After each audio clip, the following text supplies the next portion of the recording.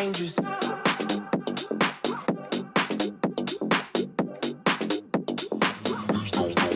Get dangerous. Shameless. Basic. Shameless. Get dangerous.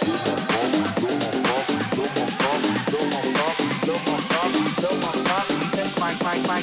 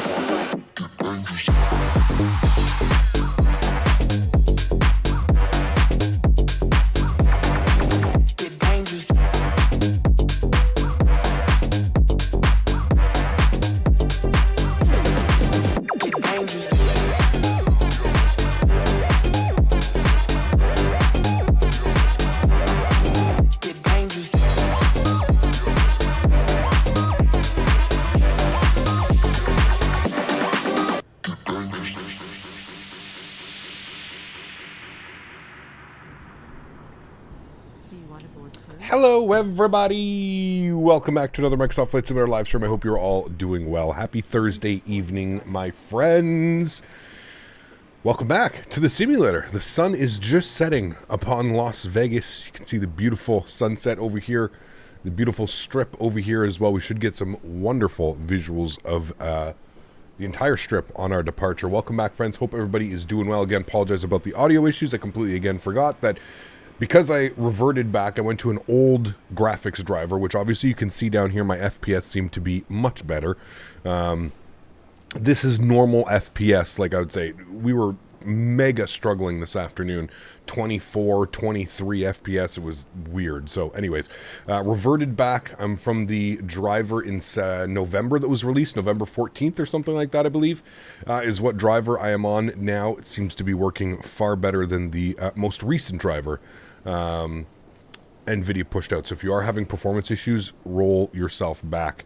And it should be good. Timothy, welcome back. 12 Cut, good to see you. Tyralis, welcome. Kevin, what's up, man? Good to see you, dude. Jake Airways, welcome. Matthew, good to see you. Chris Clark, welcome. Leonard, good to see you.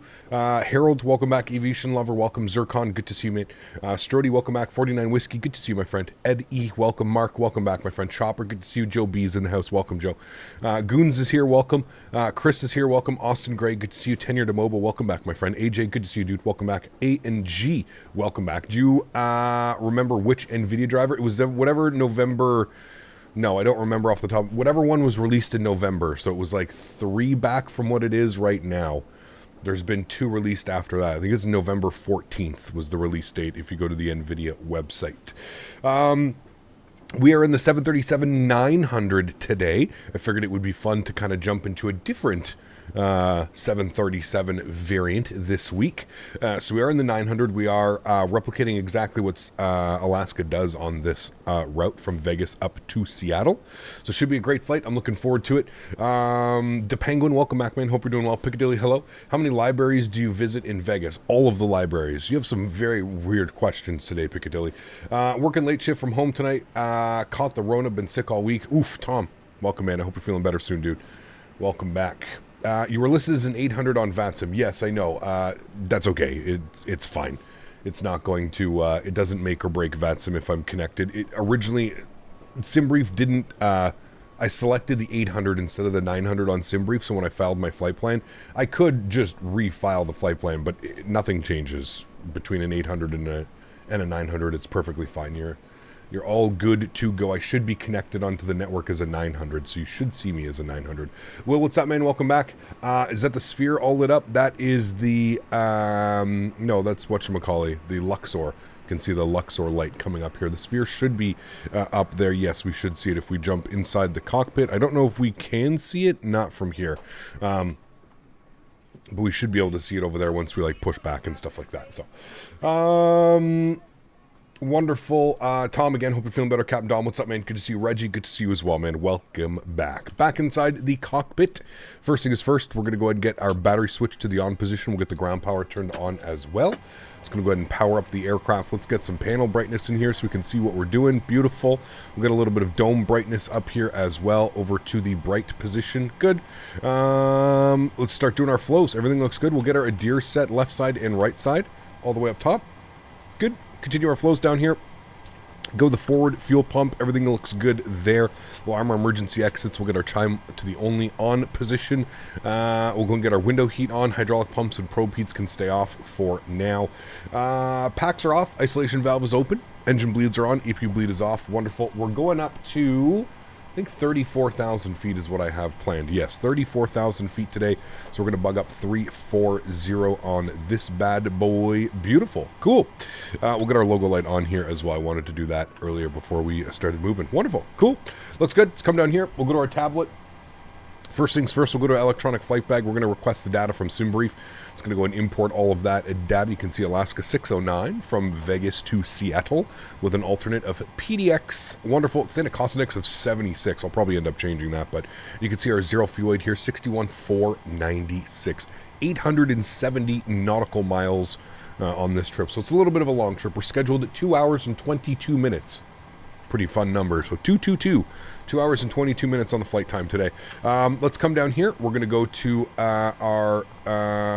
now, hold on. I think I get all of these lights up here. I think I have to quickly go just run through some settings here for the aircraft just to make sure everything is good. I haven't flown this aircraft in a very long time. So let me just go to FS Action. Sorry.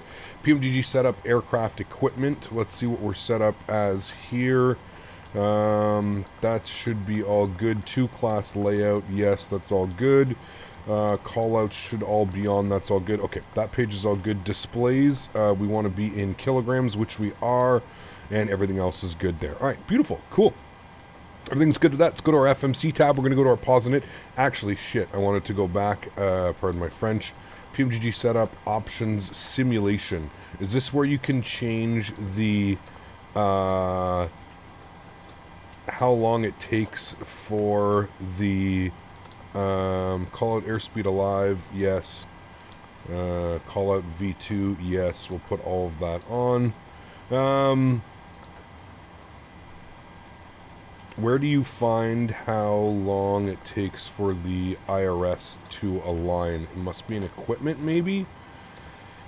I can't remember. Does anybody know off the top of their head exactly where the auto align or the quick align is? Just because, I guess it really doesn't matter, but we had it turned off for when we were doing the shared cockpit stuff, just because it made it 10 times easier. It is under displays. Okay, displays, 9 out of 9, nothing there, nothing there, nothing there, nothing there. No, no, no, no, no. Okay, well, I don't see it in displays unless I missed it. I don't see it over here.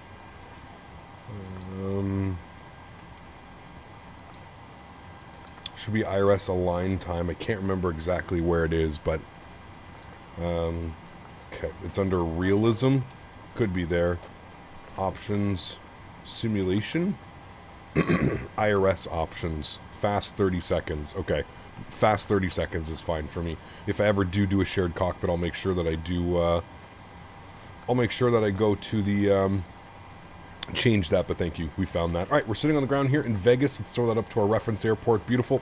We're gonna go next page. We're gonna grab our left GPS. We'll scroll back. We'll set our IRS position. We're gonna go to the route tab.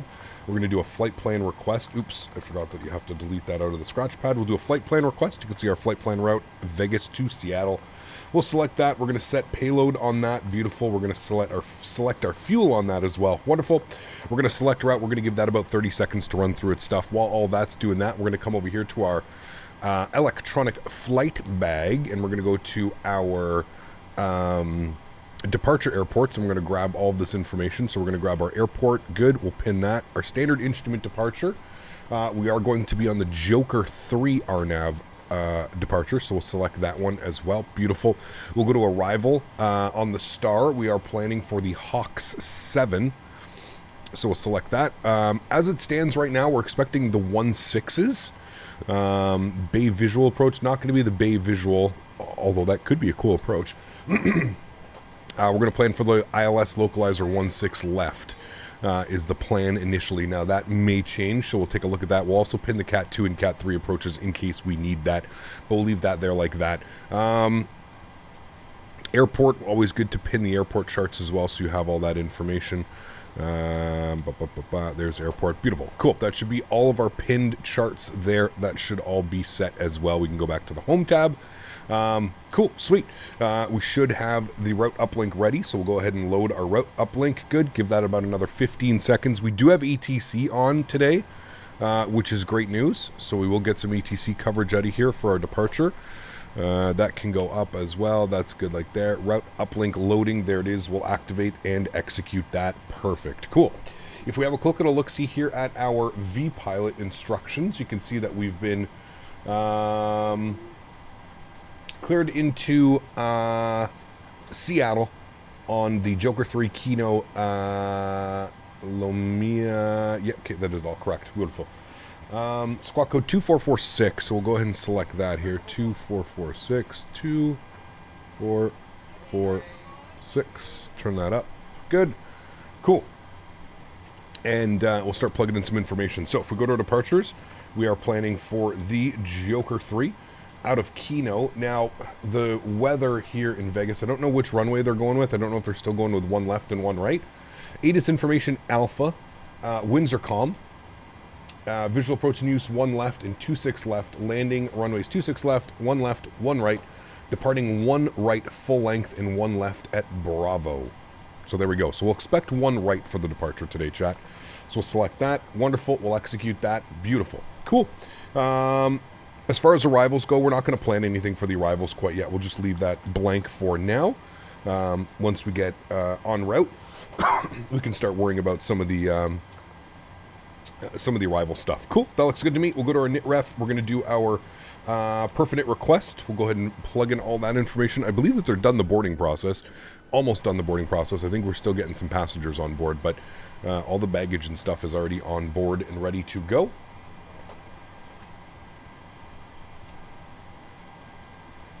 So I saw Shorts 330, 360 is out now. Oh my goodness, I don't know. Yeah. Okay, cool. Let's go ahead and load our performance data. We'll execute that. Good. I remember we said we're going up to 340. So we'll select that. 9.4 on the plan is good. Everything else looks good to me. I'm happy with that. We'll go to our N1 limits, and that's where we'll head over to our EFB, and we'll do some calculations. Go to our performance tool. Vegas, Harry Reid, we're going to depart on 1 right. We're going to import from aircraft. Beautiful. We're going to import the live weather. Good. And we're going to go ahead and calculate that information. So Excel height, 1,500 feet, flaps 5, 93.2 on the N1. We're doing a D-rated takeoff 1, it's calling for, with a cell temp of 47.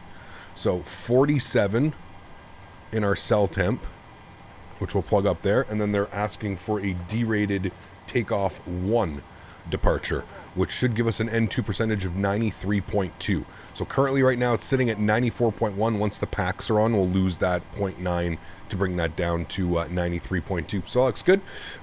Trim value 477, and then obviously our V speeds today. So we'll go to takeoff flaps will be 5 degrees is what we're going for. CG 27.1, trim of 477, and then our V speeds, they're calling for 49, 50, 54. Aircraft is saying 49, 50, and 54. And there we have it, friends. All of that is complete. Beautiful. We're just waiting for the last couple passengers to board up now, and then we should be good to go, chat. Ray, thanks so much for the $2 donation. Appreciate you, Ray. Huge no floaties, man. Thank you very, very much for your contribution to the channel, my friend. Appreciate you, dude. Thank you, thank you, thank you. So Scamp finishing up my day, so don't tell my boss. Nope. Nope, nope, nope. When is the EFB coming to Xbox? I would assume soon, probably, man. Within the next week or two, I would assume. And we got Sunny celebrating 51 months. Huge no floaties to you, Sunny. Thank you for the support, my friend. Appreciate you, dude. 51 months. Incredible, man. Thank you, buddy. Appreciate that. All right, let's come down here. We're going to go back to our electronic flight bag. Let's have a quick little look at our departure. So standard instrument departure, the Joker 3. We can see here on the tablet that we need to... it's going to be same thing. We're going to go out and kind of like we did this afternoon. If you missed this afternoon, it's a pretty cool departure right out. I'll try and give us a little bit more wing views this time. Cool, we just need our top altitude, which is going to be flight level 190. So that's perfect.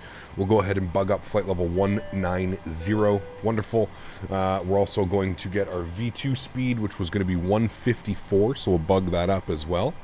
154 is set. Good. And then we'll be good pilots. And we assume that we're going to be departing on runway 1. So we'll just bug up 011 on the heading. Cool. Perfect. All of that should be good. Let's go upstairs. Let's go and fuel up the AP. We're almost done boarding. Almost got everybody on board, so we'll just spool that up and get that ready to go. We are currently sitting on ground power, so that's good. Caleb, celebrating 10 months as well, says, hey, Captain, my first VATSIM flight tomorrow and had a problem with mods and now reinstalling. Wish you all the best, man. Wish you all the best with it.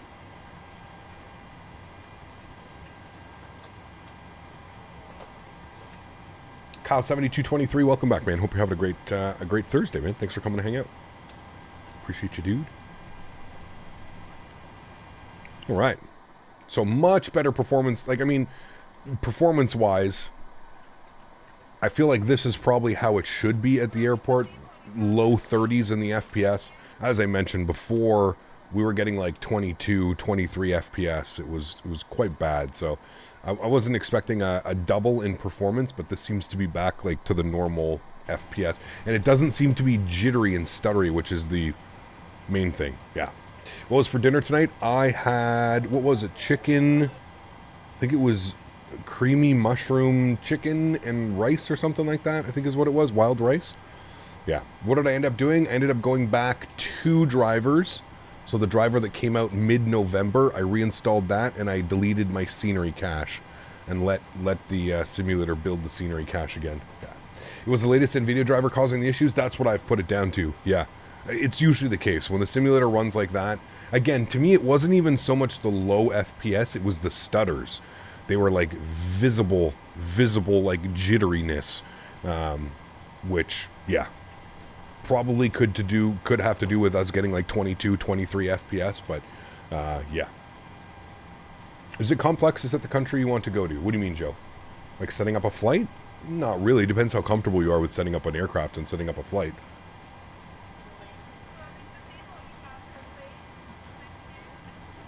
Aggravating when NVIDIA driver causes issues? Yep. I mean, you can just roll back. It's not the end of the world. It's not the first time I've had to do it. I can promise you it probably won't be the last time. So, I remember, I don't know, maybe about a year ago, 6 months ago, we had to do something similar. So, yeah, if I wanted to fly to Italy, say from the UK, super easy, Joe. Super easy, man. Get yourself a good quality aircraft and then just put it in the airplane. Well, as a complete noob, it might be a little bit more difficult, but there are great instructions online. There's great tutorials. There's all kinds of great stuff that could probably help you out. But all right, APU is on. APU bleed is on. Beautiful. We'll flip this over to APU generator. Good. Let's get the seatbelt sign on. Let's get our anti-collision light on. We're going GSX. We're going prepare for pushback and departure. Beautiful. I don't know if control wants to advise 135.0. Okay, so we're going on 35 nothing. For us, that'll be frequency. That's approach 135 nothing. Good. And cool. We got Seattle Center online, so hopefully Seattle Center stays online for a while, and we'll have full ATC coming into Seattle as well, which will be nice. All right, hydro pumps can come on. That's all set. That's all looking good. Beautiful. Jet bridge is disconnecting. It looks like we still have that bug where the door still stays open. Yep, that's good to see. So we'll come down here. We'll go to doors, and we'll close the front left door, because for some reason it still is bugged out, this aircraft. It doesn't close. Okay, cool. Kimbo. I'm on PS4 anyway, so I can't access the game right now. Just asking out of interest. It seems like an amazing game. Yeah, absolutely, Joe. There would be lots to learn, man. I'm not even going to beat around the bush. I'm not going to pretend like there wouldn't be. There would be a lot for you to learn, but it is very doable, man. People do it every day. People get into a different hobby or something like that, right? So just know that it's flight sim. It's going to take quite a lot of time and quite a lot of effort to get yourself up to, like, let's say a level of like a streamer or somebody that you watch online or something. But yeah. All right, I'm going park brake on. That should remove the wheel chocks. Again, it doesn't. It's weird, man. It's not removing FS actions, ground services, release you, remove you. Good. Okay, cool. There we go. Nose right facing northeast on nose right. No, we want nose left. Yeah. Facing west. Correct. All right, let's make sure nobody is beside us. We're looking good. Park brake is coming off. Wonderful. Let's get our sounds up. Let's go and start up some engines, shall we?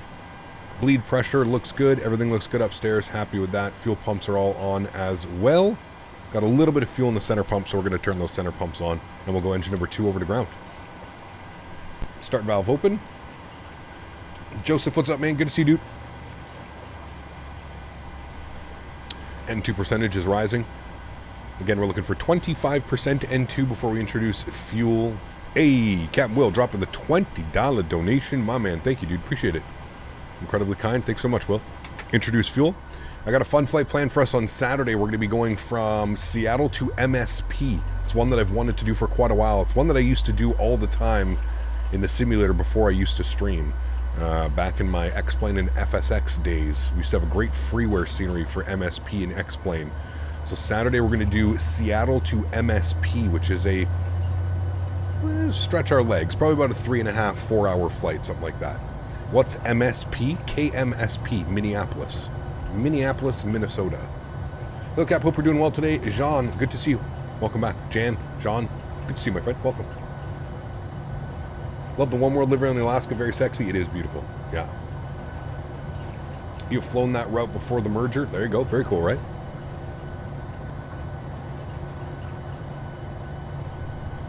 All right. Looks like somebody behind us wants to push back as well, so we'll go engine number 1 over to ground. Won't keep them waiting. Start valve open. N2 percentage is rising. Tyrex, what's up, man? 3 months. Appreciate you, dude.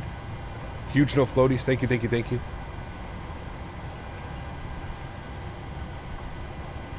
This is already 3 months. Love the streams, Cap. Thank you, man. Appreciate it. Thanks for your support. Seattle MSP is Delta. Most likely. We'll see who operates it, but yes, I believe it's Delta. Might be Delta. We have a good engine start. Also on their 737-900. Will, thanks for the 20 bones. Keep up the good work, CPT. Appreciate you, man. Thank you, thank you, thank you. We've got Alex as well, celebrating 13 months.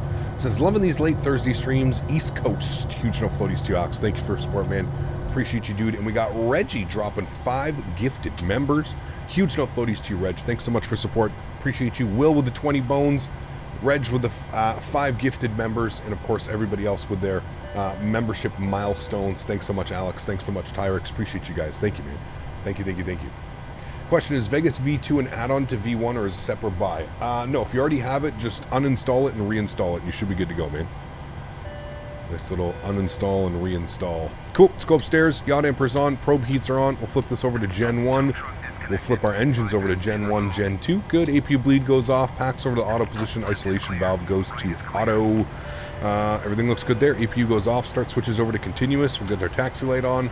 Wonderful. And we'll call them up. We're going to be at spot... Oh, where are we going to be, chat? We're going to be at spot...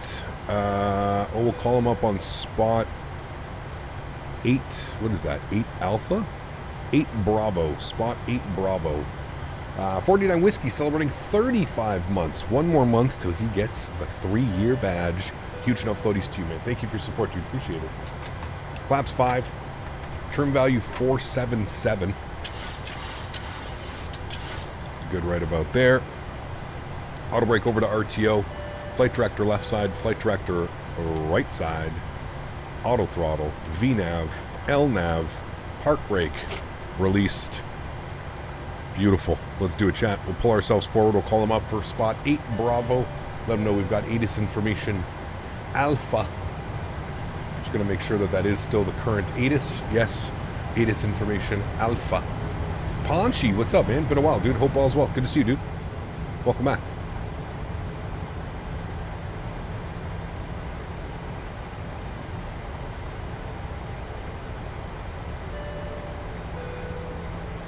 We said 8 Bravo, right, chat? Yeah, rolling up to 8 Bravo. Vegas approach, good evening. Alaska 609, info Alpha, spot 8 Bravo, ready to taxi 1, right? 09, good evening, North Vegas departure. Runway 1 right, 10 to via Bravo Delta, cross 26 right at Delta. Give way to a heavy MD-11 FedEx left right on Bravo. Alrighty, Bravo Delta cross 26 right, and we'll give way to the heavy MD left to right. Alaska 609. No floaties. No floaties. No floaties! Nice. Chris celebrating 56 months. Holy macaroni, dude. Huge no floaties to you, man. Thank you for your support. Appreciate you, dude. Coming in like 2x5, can barely hear you. Thank you, man. Really do appreciate that. 49 Whiskey with 35 months. And then we've got Poncho celebrating 61 months as well. Unbelievable, Poncho. Huge no floaties to you, man. Thank you for your support, dude. I appreciate you. Thank you, man. I've heard of a 900 flap 1 takeoff. It's actually a bit better of adequate runway length. Keeps the deck angle lower on rotation, which helps away from tail spray. I'd believe that one. I'm just going with the optimum settings here. I'm just going with whatever the aircraft selected. See, I did optimum and optimum. The aircraft selected flaps 5, so I'm kind of just doing whatever. I'm doing whatever they want me to do. All right, so he wants us Bravo and Delta, and we're cleared across. We're supposed to be giving way to an MD-11 left to right. Does anybody see the MD-11? Oh, there's the MD-11 right there in front of me. Cool. So we're going to hold short right here. We're going to let that MD pass in front of us. And he gave us Bravo Delta. So if we look at our charts here, chat, Bravo and Delta. So it's going to be our second right on Bravo all the way down Bravo. So we're going to hold short right here. We're just going to let the aircraft pass in front of us. We're going to be good pilots as well. We're going to turn off our nose lights so we don't blind him. We're going to put this over to dim for now as well. There he goes. Beautiful FedEx MD. We'll get our lights back on. Crossing in front of us, and now we'll follow him. How's everything working tonight, Mark? Everything's good with it, hopefully? Spare wing 619, or correction, spare wing 1363. I don't have a flight plan on file for you. Actually, I sent you a pre-departure clearance. Man, I miss Vegas. Vegas is a beautiful place. I can't wait to go here next year, man. It's going to be a lot of fun. Going to be a lot of fun.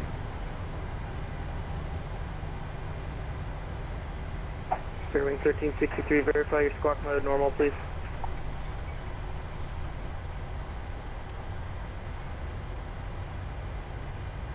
Alrighty, following. Man, look at the new sky colors. It's so crazy. We've got the strip over there as well. Whoosh.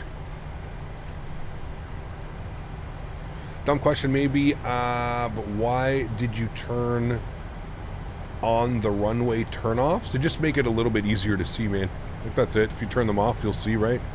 See how much brighter they add over here? So they just make it a little bit brighter, man. That's it. That is it, my amigo. November, you're cleared to Las Vegas Airport via radar vectors. Wind 1803, runway 1 left. You're gonna do MD-11 ops when the TFDI releases? Yes, I'm actually gonna be. I'm actually gonna be getting a copy of the aircraft before release, so I should have the aircraft sometime in January to showcase to you guys before the public release. I have TFDI did reach out and they have offered an aircraft early January. They said. Las Vegas Las Bravo Airspace to the east. Maintain VFR at or below. Flight Simmer, how are you, my friend? Good to see you back, dude. Hope you're doing well. Early morning for you. What time is it down in us? 8 a.m., 9 a.m., 7 a.m., between 7 and 9 a.m. I know that. Good to see you, my friend. I hope all's well. Thanks for coming to hang out. All right, I'm making a left on Delta. Brown, just still up here. I can just see the MD-11 Southwest, IFR. Right over here. We're doing southwest now, taxi, 20 knots. November 3149er, you didn't file Southwest a proper taxi. route. I don't have any departure procedures or arrival procedures in the Phoenix. Please refile with a SID and a star, and then I'll get you your clearance. Really hope we get the V2 Phoenix IEs. The wait is killing me. I hope so soon, man. I don't know, but I hope so soon. 643 Juliet November, read back for correction. Number 643 Juliet November, radar contact. Our third left. 11 a.m. Oh man, I messed up big time. You know why? I think it's because of daylight savings, that's why. FSX1 might be the last time you're going to the Tropicana in Vegas. The new athletics baseball stadium is planned to be built on that site. Correct. You are correct, Iggy. Yeah. It'll be, 2844 with operative tech. there's a lot of history at the Tropicana, isn't there? Like, isn't it like one of the first hotels that was built on the Strip? Bravo Delta cross 26 right, 1 right, Delta 3. FedEx 901, heavy wind of 1803, runway 1 right, clear for takeoff. Can we get 2 minutes for FedEx 901? FedEx 901 up, roger, size ready to go. We'll call ready to go, FedEx 901. Alpha 629, good evening. All right, next left, Alpha 8, and then our following left is Delta, which we're going on. The sky colors look nice? Yes, they are new. Alaska 29, check. And they look really nice. Squawking 24, tree tree. All right, this is going to be Alpha 8, and then we're looking for Delta, which is going to be our next left here, Chad. Wasn't sure if the Tropicana or the Flamingo. Yeah, one of those two. One of those two. The A300, I need that A300 a couple weeks ago. Was the release timeline, fingers crossed? Yeah, I hope so as well, man. I think any builds probably would have mentioned something if it was going to be delayed. So we had a exact same stutter when we made that left turn here. I wonder if there's something with the scenery. I don't know if you guys remember the stream earlier. That exact same spot when we turned left there, we also had a stutter exactly like that. Wonder if there's something weird with the scenery. Approach Delta 901, ready to go, runway 1 right. Delta? FedEx 901, heavy wind 1803, runway 1 right, clear for takeoff. Clear for takeoff, FedEx 901. Are we in the U.S. for the rest of the week? Yes, correct. Yeah. Cap's got that vest preset going, for those that remember. Yeah. No, this is, these are the new sky colors for Microsoft Flight Sim. Wonderful. It's been a while since we've done a night flight, too, so I figured we'd roll this one real time. I believe the first on the Strip was actually the Stardust, which was demolished in the last few years to make way for Resorts World. Interesting. So this one, so the Flamingo and the Tropicana, I believe, are the two oldest. Maybe that's what it was. I've been drinking. 2021 Oh, the best in the virtual skies. Where's Sphere? It's over there. We saw it earlier. We will definitely see it on departure. Southwest 2021 radar contact 28 miles northeast of the Las Vegas airport. Alrighty, holding short, looking good. ILS, runway 26 left approach. There's the Strip off our wing. 3024. Cap, the scenery index couldn't help at all. I also did I rolled back the NVIDIA drivers, Andy. Definitely helped a little bit, yeah. Turn right heading 240. Right, 240, 329. Yeah, exactly, Sonny. Oh, we'll see it. I can see it already right here. Somewhere. I just did see it. Maybe not. Yeah, there it is, right there. Vegas approach, spare wing, it's 1363 at Alpha 15 with Alpha, right for taxi. Just changed to the basketball. Spare wing 1363, runway 1 right, taxi via Delta, cross 26 right at Delta. The long dismantling of the F1 race continues along the Strip. Jeez. 26 at Delta, spare wing, it's 1363. Delta 2844, looks like you made a wrong turn. Uh-oh. Can you proceed back to Texas? We don't like wrong turns. Yeah, we'll correct it now, 2844. Thank you. The Raiders are about to play in that arena right now. Yeah. 643 Juliet November, turn left. Yeah, and I don't know if you can see the FPS down here. We were getting like 24, 23 FPS earlier. We can see the FPS down here. We're above 30, which is pretty normal. Like I said, it's very rare that we sink under 30 FPS. So you can kind of see the FPS in the bottom right corner. That seems to be a little bit more normal. 5,800 climb with you. from Mark. We got a with you from Mark. Maintain flight level 190. Chat, that's our first with you of the evening stream. We only got one with you earlier. 1803, runway 1 right, clear for takeoff. 1 right, clear for takeoff, Alaska 609. Air 643 Juliet, never Landing lights, left-hand turn, strobe lights, wing lights. Continuing 030. Can I get some with yous in chat, please? With you.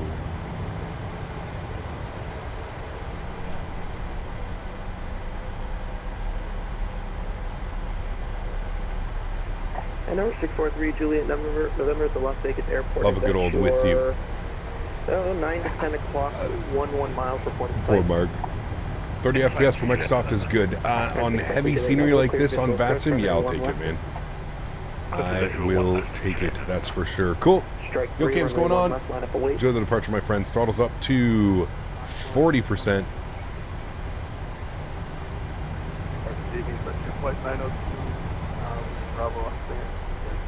Chrono's on. Flight 902, Let's go, Toga. Is there any way you can send us 902 Alpha? We're doing Takeoff power is set. Flight nose down pressure. Check. that'll work. I'm sorry, I didn't get it. I can take a voice. 8 knots. Neutral.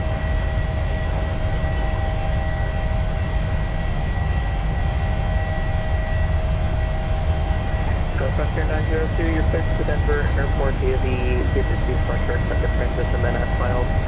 Flying due to bid, flight level 3905%. Rotate. Me too. Nice and smooth, chat.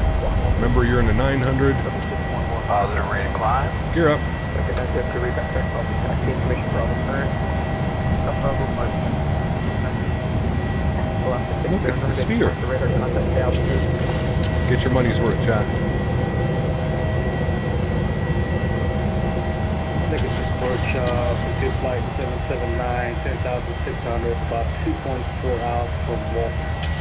Depending on the talk to planning the AlexSiu. Pressure 779, Vegas departure radar contact 30 miles northeast of the Las Vegas airport. Have Reno cleared ILS to Yankee for correction ILS Zulu runway 26 left approach. Have Reno clear ILS 26 left approach. Southwest 2021, wind 1803, runway 26 left, clear to land. Climb power's in. We'll bring sounds down just a little bit so we can hear the controller. 43 Juliet, November, wind 1803, runway 1 left, clear to land. One left, good line. Nice view here. And 643 Juliet, actually, correct, Southwest 2021 traffic is here 11 o'clock in 5 miles. This is the citation on final first run left reported site. Let's go flaps 1.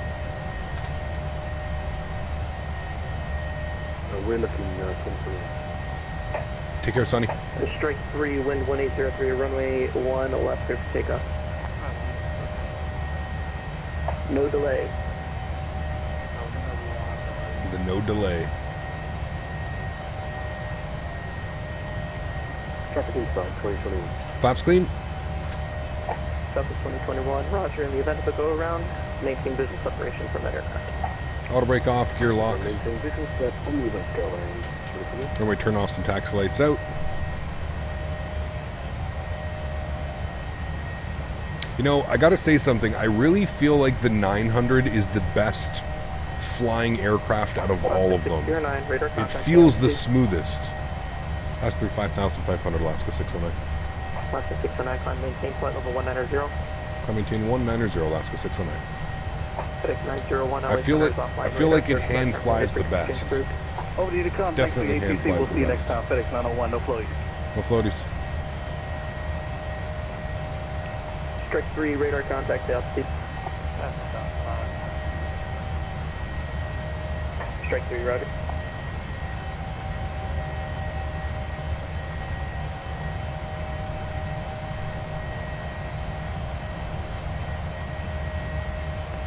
Varying 1563, runway 1 right, line up await. Line up and wait on one way, 1 right, clear wing 1363.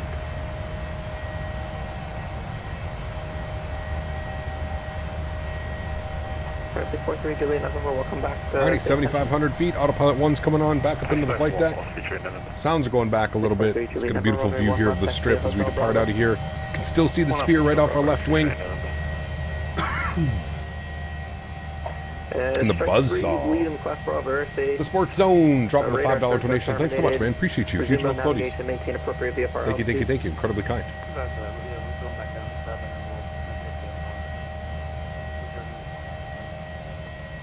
we'll And Strike 3 can frequency change is proof get it.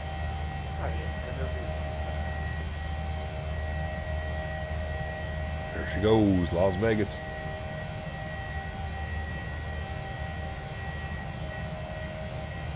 Vegas Pro, is Jet 512 on the ground at Vegas, requesting IFR to Phoenix with Bravo. Jet 512, I'll send you a What do you think the price will be for the mini cockpit front panel?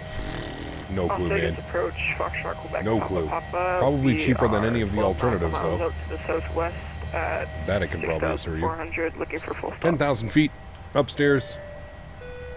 Alright, Foxtrot, Quebec, Papa, Papa. Let's take Dome lights on. Stand by. Landing lights Standing off. by, Foxtrot, Quebec, Papa. Start switches. Wing lights. Logo lights. There we have it. Continuing the departure. Landon celebrating 10 months as well. Huge enough floaties too, Landon. Hey Cap, hope Thank you, all thank is you, thank you, well. man. I'm going to my first Flight Expo next year in Vegas, really excited. Hey. Also loved your stream from earlier. Awesome. Glad you enjoyed the stream earlier, and you'll have to make sure to come find me at Flight Sim Expo, man. I'll be at the Thrustmaster booth, and we'll most likely be streaming from the event as well. So definitely want to come hang out for that one, man. Yes, yes, yes. TFDI has fixed most of the bugs.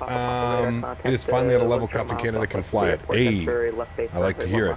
I like to hear it, man. We're going to be, like I said, Mark, we're probably going to be flying it. Man, oops, I wanted to change the cost index. We're going to be flying it in the new year. So that's a great sign. Great sign. We got Landon as well, dropping a $10 donation. Says $10 for 10 months. Landon, huge enough floaties to you, man. Thank you for support, dude. Appreciate you. Thank you, thank you, thank you. 26 left to land, 20 flight 7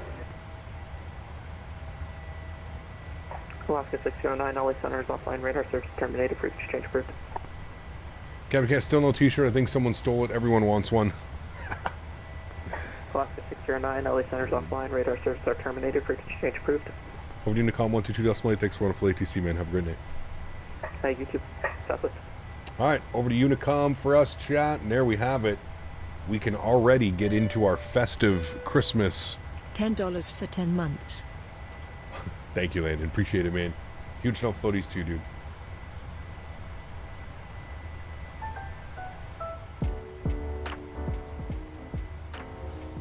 Right into our lo-fi Christmas beats, chat.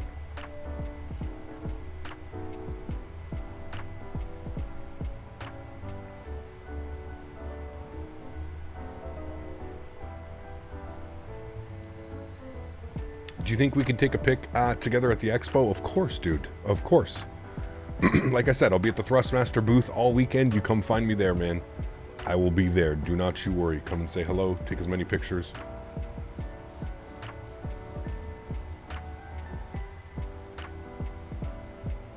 Rich, what's up, man? Good to see you, dude. Glad you're enjoying it, dude.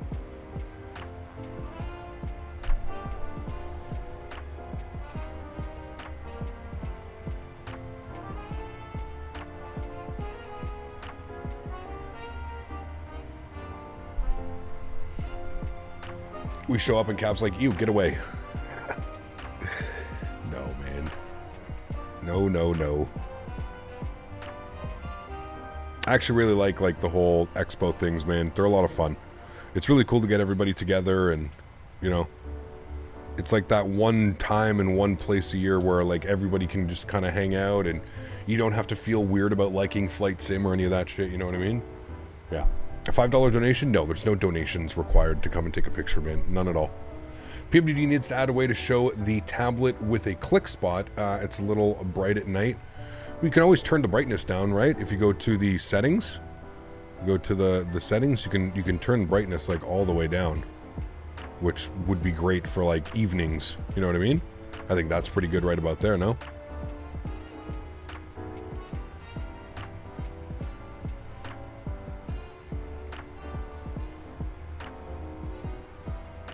Davis, Jesus Christ. He kept just wanted to come by and say, love your content. Official Screw Gaming. Thanks, man. Appreciate it. I'm glad you're enjoying the content, dude. Thanks so much for the kind words. I hope you're having a great Thursday evening, my friend.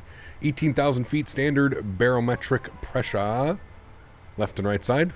Beautiful. And we're going to bug up our cruise altitude now, which was 34,000 feet. Let's get 34,000. I just want to confirm we've got 34,000 on our pressurization panel. Cool. Everything looks good. Let's keep that climb going, chat. Up to 340. And if we actually take a look-see down here and we go to our climb, or cruise, sorry, page, you can see here, optimum is 3.5. We'll go to 3.4. We may climb up to 3.6 once it gets up there. Mr. Javis, how are you, my friend? Good to see you, dude. I believe FSE registration on the 17th. Yeah, the 16th or the 17th, one of those 2 days. But again, that's just the registration. Like, I wouldn't be too worried. I still think you have lots of time. I don't think they're going to necessarily sell out of tickets. I think they, you know, the space, there's tons of room and stuff, but I don't know if they're limited to tickets because of like fire safety reasons. Like, I don't know if they're limited to like 3,000 tickets or something, but I feel like you should be fine for registration. I feel like the things that are going to go the quickest are the hotel rentals with the discount code. That's probably the first thing that's going to go. As per every year, that's usually what happens. It's the hotel. The hotel with the discounts, because let's be honest, Vegas is not cheap. I'll say it. Oddly enough, I thought it would be cheaper than it is. You know, we've been looking at like Airbnbs and other hotels to stay at and stuff like that, and it's quite frankly, it's quite expensive. Yeah. So I'm planning on doing it around like February for hotels. Yeah, that's smart. February, March for a hotel and Airbnb, something like that. Yeah, absolutely. That's, I think, when we're going to do it as well.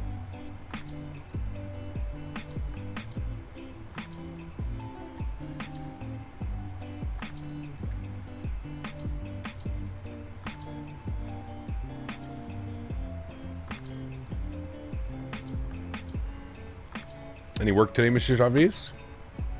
You guys getting some nice weather? It's going to be like 7 or 8 degrees here tomorrow. I thought I saw earlier. Weather Network, what is it saying tomorrow?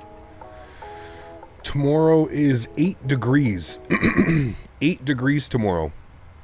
4 degrees on Saturday, 5 degrees on Sunday, 8 degrees on Monday.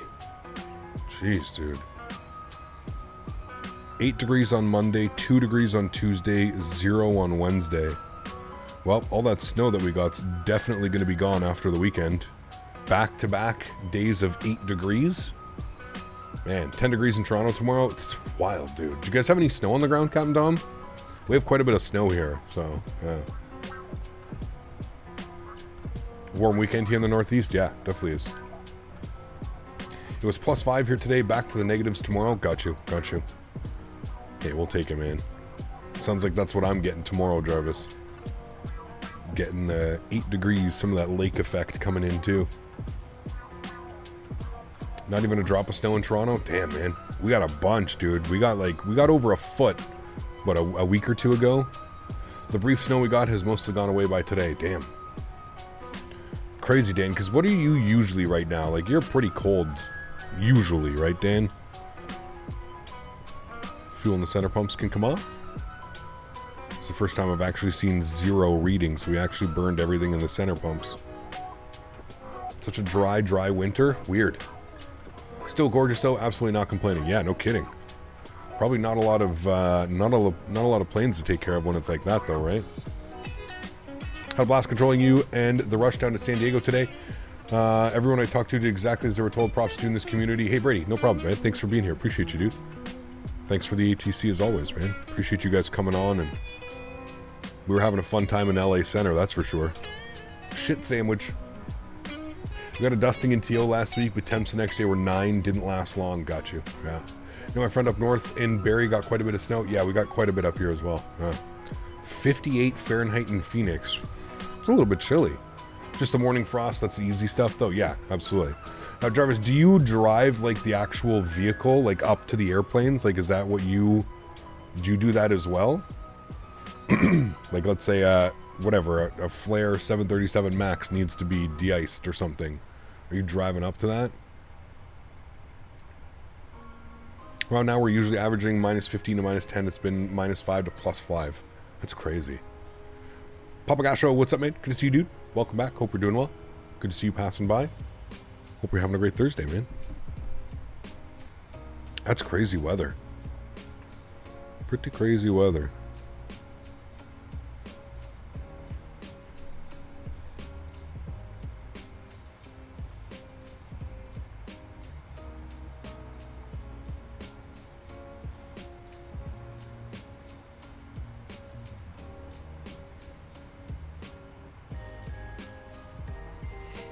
I can do everything. I manage the operations, though, so mostly just tell people what to do. Oh, okay, Mr. Bossman. Nice. Jarvis is Iceman, the common name for the ice crew. 29 degrees Celsius in Spain yesterday. I'm telling you, man, I live in the wrong part of the world. 29 degrees. Man. It's okay. We'll be there soon enough. We'll be there soon enough. How warm is Vegas going to be when we're there in June? End of June. De-icing is the funnest part of my job, though. If I get a chance to do it, yeah, for sure. Absolutely. It's satisfying. One of those, like, satisfying things, you know?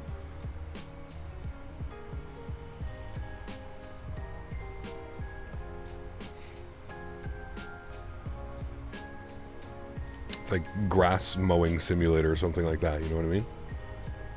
It's just fun. De-icing is the worst part of my job. We used to sit there. Paul, what's up, man? Celebrating 1 month. Says, hello, Captain. Good to see you, Paul. Thank you for your support, my friend. Appreciate you being here. Thank you, thank you, thank you.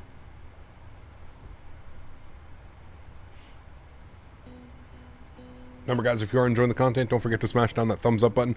Thanks to everybody who already has. We're looking for 200 likes on today's evening stream.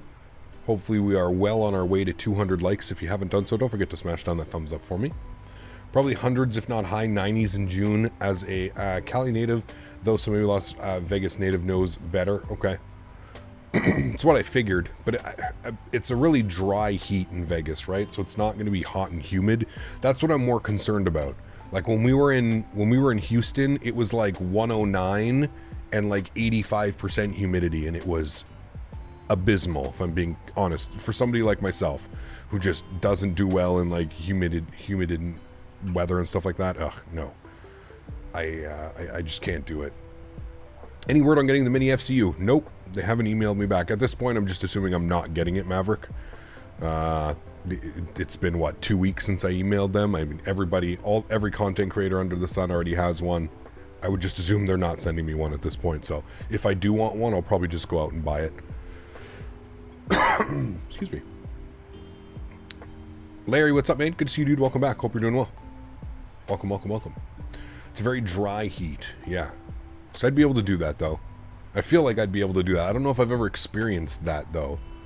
I don't know if I've experienced, like, desert-style heat with no humidity and just hot. Cap, as a Houstonian, I was more than happy when the summer from hell was over. It's currently 60. Yeah, dude, like, that's what I'm saying, man. Like, I don't know why Expo... Well, I know why they're doing it, for money, right? Obviously, it's June and July are probably the cheapest months to host an Expo somewhere. Who really wants to be in a you know, hot and humid place like that at that time? So I get it. But, man, it's brutal. It's brutal, brutal, brutal. Most of the time in Vegas, you're inside a building with AC, so you won't even tell the heat much. True, but I mean, for us, like, tourists, I feel like we'll be... Oh, shit, by the way, I never noticed. I don't have the mod running for the 900. Can you make that wear and tear mod work with the 900? Anybody in chat, if you do know, can you make it work with the 900? I don't know. I never looked. Or is it only for the 800 that you can get the wear and tear mod? Drink plenty of water and stay in the shade when you can. You'll be fine. Yeah, of course. Absolutely. Yeah. I'm going to go on...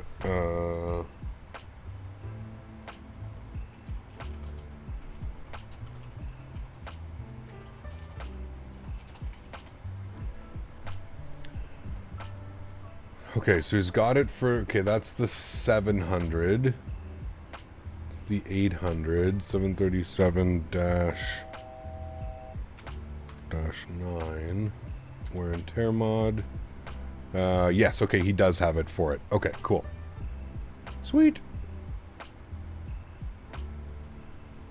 I'm going to download that for the 900, so I have that. I completely forgot that you have to download it for the 700, for the 900, for the 700 as well. Yeah, you got to download them for all of them, so I'm just going to download them all right now. So I have the 700, the 900, and the 800. Beautiful. Cool. I've got them downloaded now. I will install that later on today. Yeah, it's in the Google Drive? Yeah, I got it. I'm actually going to be spraying tomorrow morning. I'll see if I can get some pics and vids. Yeah, absolutely, dude. Post that up there, man. Yeah. Who makes it you don't have any of them? Here, I'll get you a link, man. Do you want it for the 800 or the 700 or...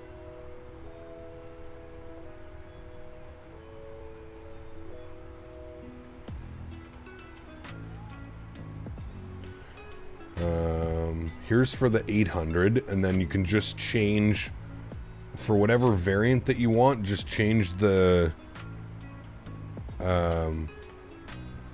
number in that text to like 900 or 700 or whatever, and that'll give you all the links to all of them. But there's the link for the 800. You just make sure you're downloading and doing it for the correct aircraft. Yeah. Is it wear and tear mod from the engine systems or just the visuals? Just the visuals. 49 Whiskey. Yeah. Good to know. I thought it was only for the 800. I'll have to download the 900. Yeah. I just realized we were just flying and I was like, man, this flight deck is pristine. I was like, I don't like this. It's way too clean up here right now. Unless we're in a brand new... We can pretend we're in a brand new 737-900, but...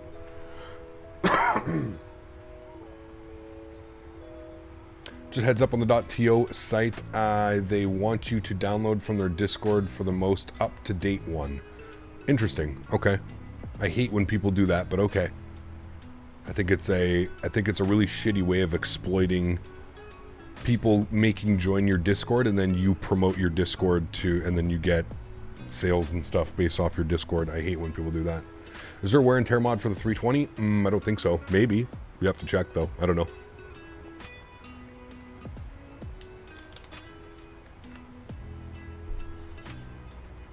Davis, can you send me the Google Drive so I don't have to join their Discord?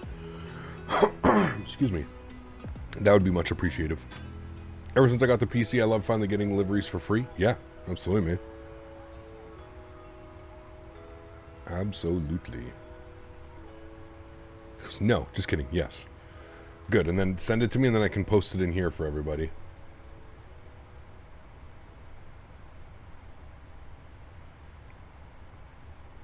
Yet another mod Discord server that we'll never go to again. Yeah, man. It's like, I mean, do you know how many of these have been, like, created over the past little bit? It's bananas, man. Think about all these servers you've joined just to download, like a livery or something like that, you know? Holy, man. Okay, that's all the variants? Nice, cool. Here you go, chat. Let me just post this in here. This is all... Let me cancel these downloads, actually. Download, stop.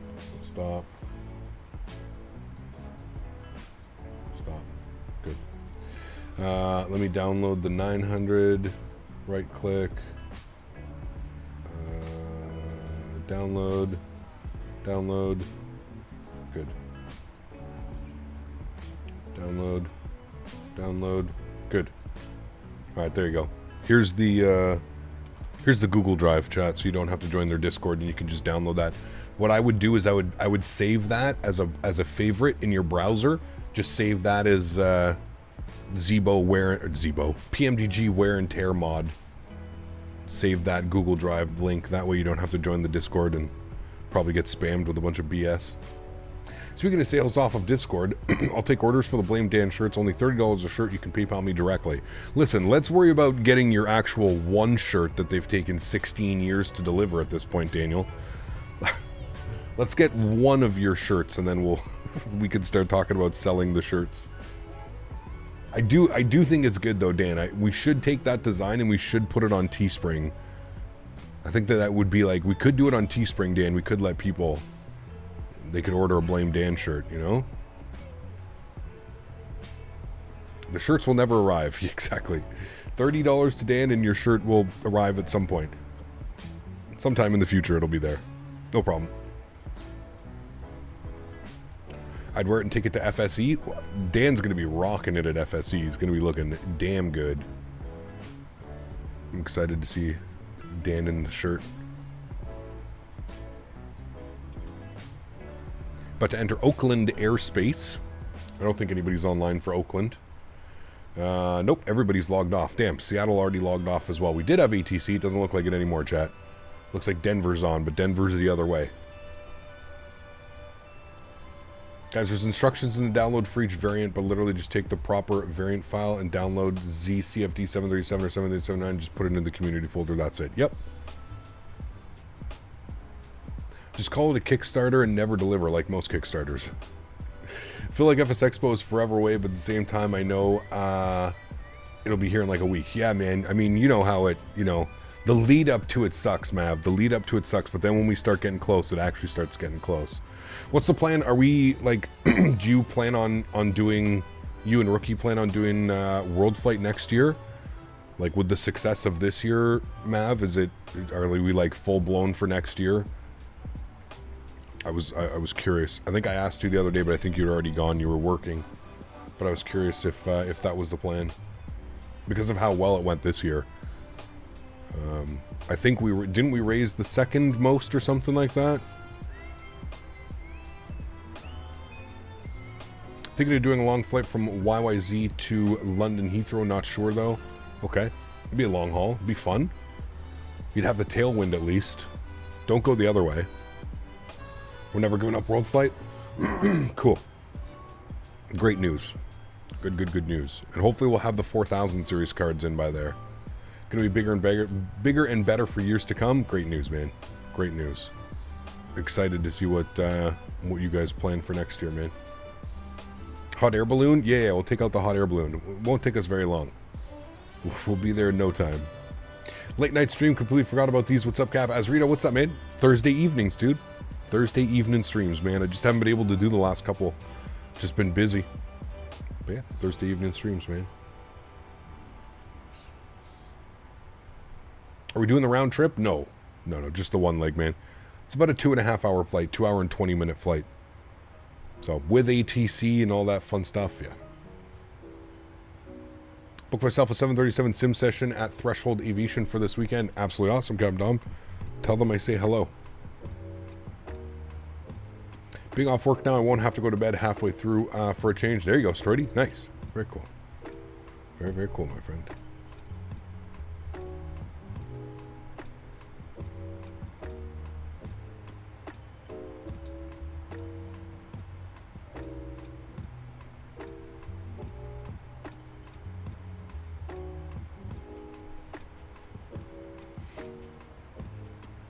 PCs will be rebuilt? Okay, gotcha. Are we going to host it at... there's a hotel in Japan that comes with a full 737 simulator, maybe World Flight 2024 in Japan? Dude. That'd be incredible. It would be so expensive, though, if you think about it, man. Like, logistically. Imagine having to, like, do hotels and, like, rental cars and taxis and food and... Oh, man. Oh, man. Are we planning on hosting it in the same, at the same house, Mav? Or are you guys thinking about moving it somewhere? Is it still there, by the way? I wonder if Rookies, now that we're, what, a month past it, is the sim still there? Have you been to the sim since World Flight, Mav? Probably not, eh? You're like, I don't want to look at it again. They have a full motion 737-800 simulator in Vegas. Yeah, did you see how much they're charging 49 Whiskey? I don't think it's full motion, is it? I can't remember last time I checked, but it was like ridiculously expensive, man. It was like $1,000 an hour or something.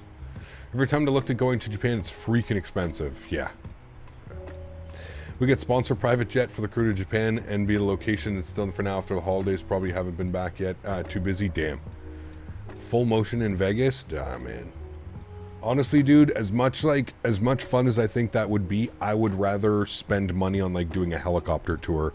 Go to like the Grand Canyon, fly from Vegas to the Grand Canyon helicopter tour. Dan and I were looking at some, man.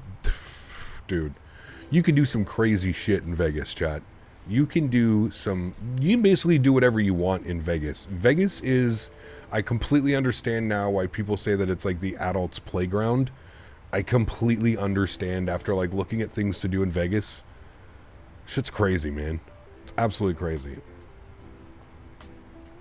Skydiving wind tunnels, they're expensive. It's a joke. They're so expensive. I never looked at those, to be honest with you. Never seen how much those are. But Vegas is just insane, man. Insane. Like, Dan, how much were the tickets, Dan? You go and they pick you up. They literally fly the helicopter to like some parking lot.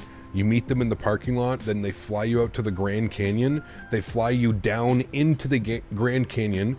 You have like a 5-star lunch, and then they fly you back to the Strip.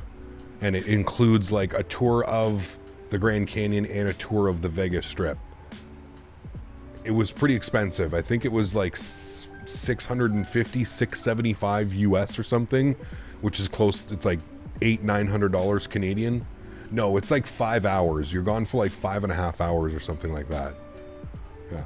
I get around 32 FPS in X-Plane. Do you know how much I would get in Microsoft? No clue, I'm sorry. Yeah. Depending on the flight, it's up to 900 for a Grand Canyon tour and lunch. Crazy, man. Probably, but still, I wouldn't do it for a couple minutes. Just seems silly. Yeah. Wife and I are debating it. I'm trying to debate right now if that's something that we're interested in. Honestly, Digital, I personally think renting like a nice car for like a day or two, like for the amount of money that you're going to spend doing that, as cool as that would be, I think renting a nice car and doing the drive from Vegas, you can stop at the Hoover Dam and then you can make your way to the Grand Canyon. I feel like that you'd spend, the money is a little bit wisely spent on that. Wisely. The money is a little bit more wisely spent doing something like that. That's just my opinion. I could also understand why somebody would want to do the helicopter tour. It's pretty badass, but that's a ton of money, man. Yeah. You can take a few hour drive up north to the ranch. We ain't going to no ranches. No. Ain't doing none of that funny business. Weisler. Yeah, that's why I was like, Wiser?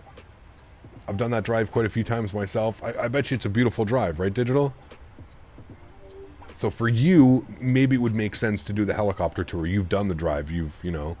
Car ride versus helicopter ride. Heli ride all day. I mean, but the price, dude.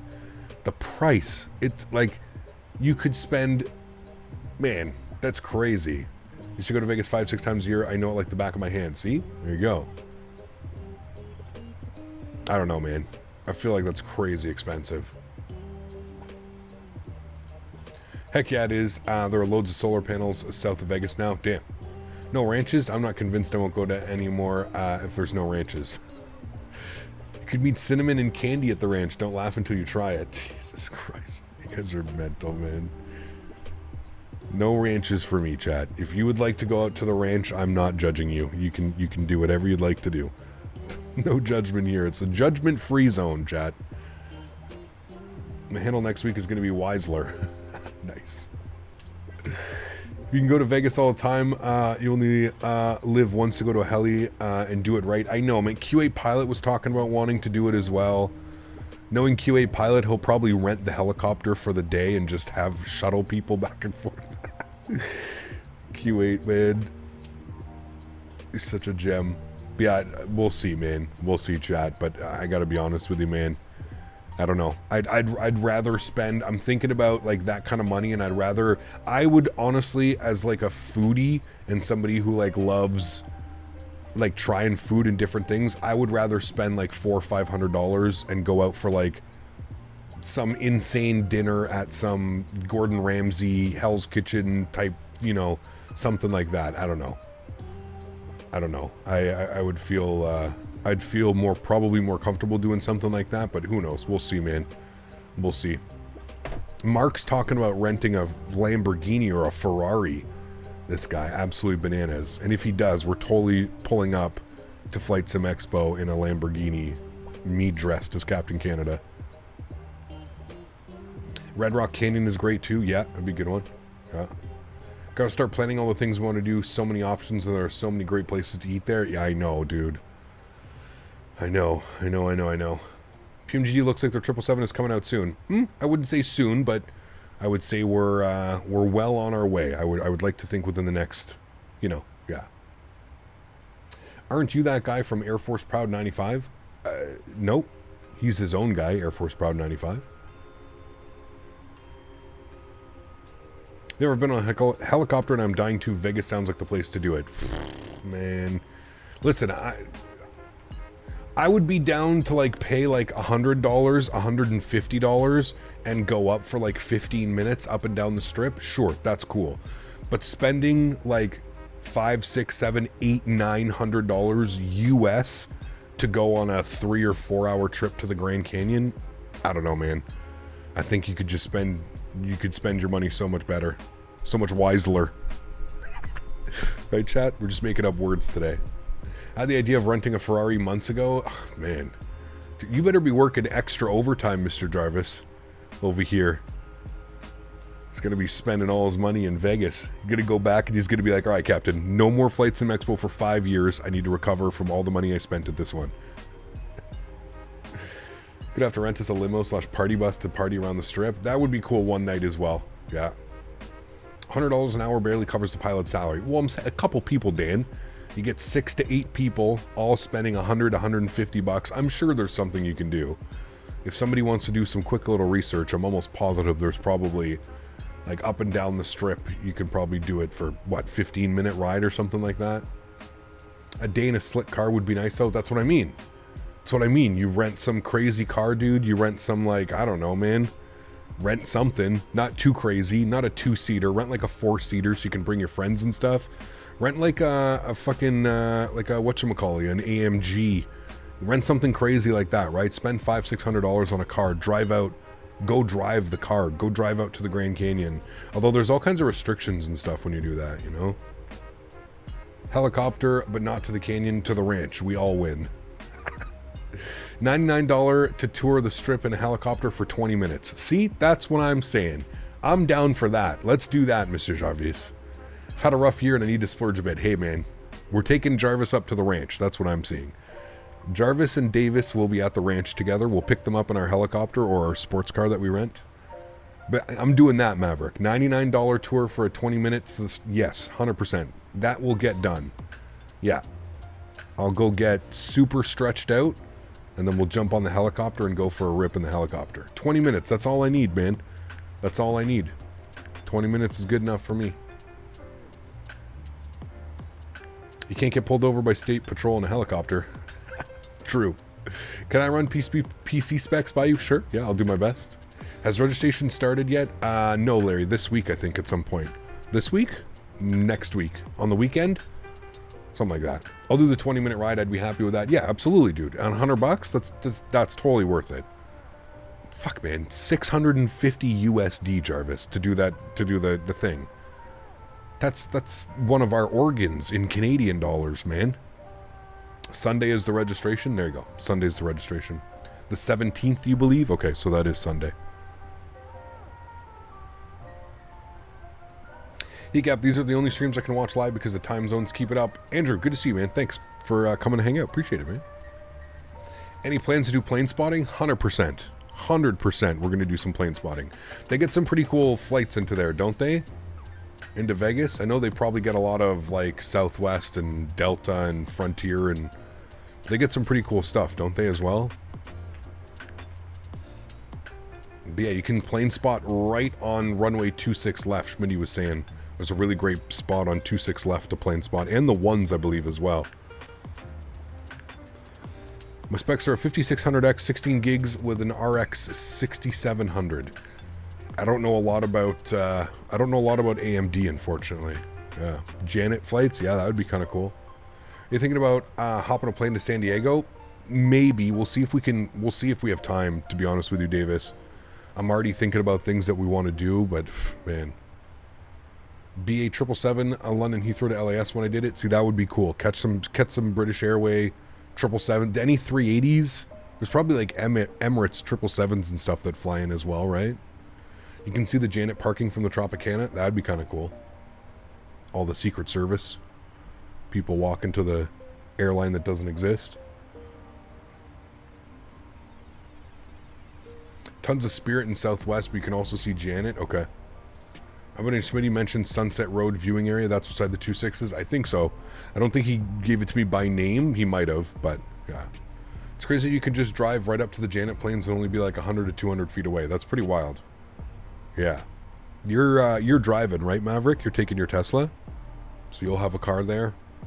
Because we were thinking about not renting a car for the whole trip. Just rent a car for the days, like, needed when we actually wanted to go, like, do things.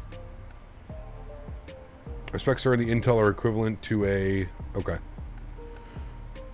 I guess watch for any weird ear pains or odd ringing. Oh, sorry, what you guys are talking about. The Mandalay Bay. Still a fan of scooters on the strip? Oh, we'll definitely rent some scooters and zip up and down the strip, Dan, for sure. Yeah. 4 people can fit in the Tesla plus me. Okay. Load up the Tesla. Let's go. Fuck, what's parking like in Vegas, Mav? That would be my main concern. What is parking like on the strip? Probably non-existent, right? Like, if we're going to somewhere else on the strip, here's our thought process, Mav, is if we're staying on the strip, it made more sense to either walk, take a scooter, or take like an Uber or something while we're on the strip, and then rent a car for a couple days while we want to go to like Grand Canyon and, you know, do those types of things. It's best to walk or Uber everywhere. That's what I thought. Okay. So that's what we're going to be doing, Dan. Probably a lot of scooter trips up and down the strip, Dan. Parking sucks. Most resorts charge for it. Got you. Okay. If you're only staying at the hotel, otherwise no parking. Okay. So we would get free parking at the hotel, but otherwise you're paying for everything. Yeah.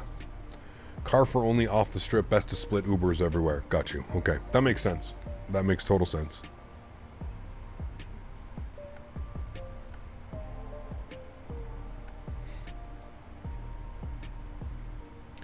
No one that knows drives up the strip. Okay, so they know. Got you.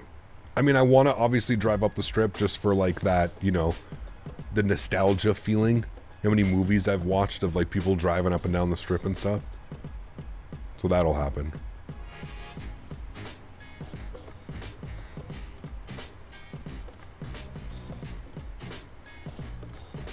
I'm excited, man.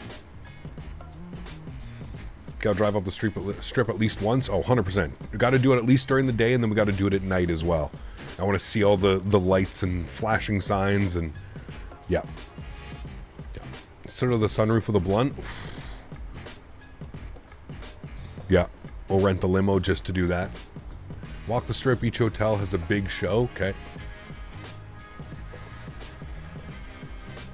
Can you make it to Vegas on one charge? Yeah, I think I asked him that as well when we were in California.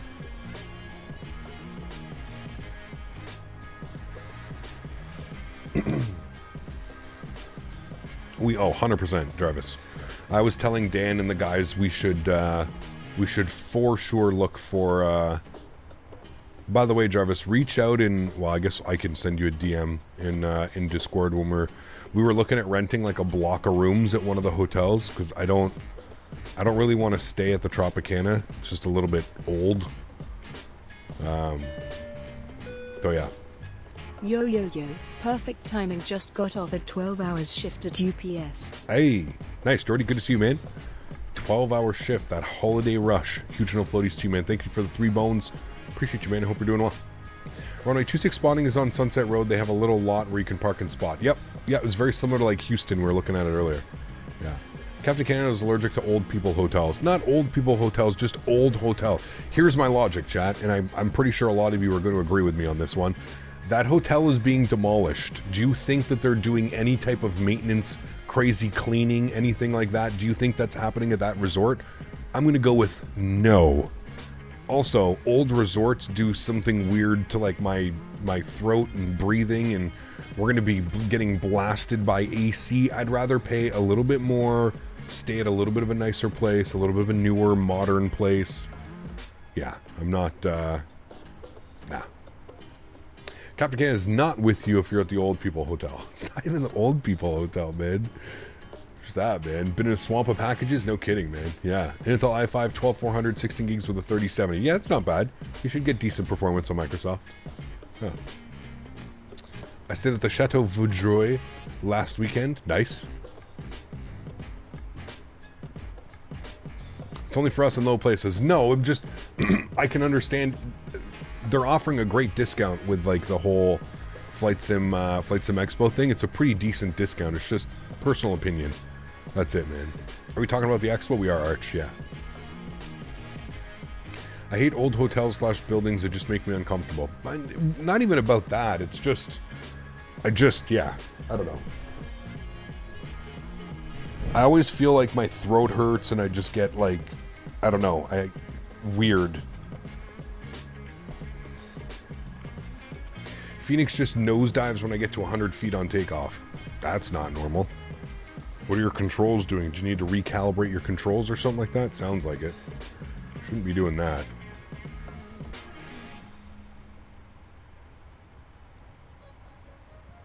West. And we haven't talked about the ghosts. Exactly, man. Yeah, Cosmopolitan is the new hotspot I've heard. Views to the Bellagio fountain. It's crazy expensive, Brain. Crazy expensive. I think it was like honestly, man, I think what we're going to end up doing is we're probably going to get an Airbnb off strip, if I'm being 100% honest with you. If you have a group of people that you're going with, a group of friends, I can highly suggest getting an Airbnb slightly off strip. You're going to save yourself a ton of money, man. Like we were looking at hotels. Rent a helicopter and fly up and down the strip, blasting Fortunate Son. I hear that Mopar Dude wants to rent either a Kia or Jeep Gladiator. Also, the latest drivers also suck for X-Plane, Rip My Flight. Cinnamon and Candy double up on outcall services. Jesus Christ. This fucking guy, man.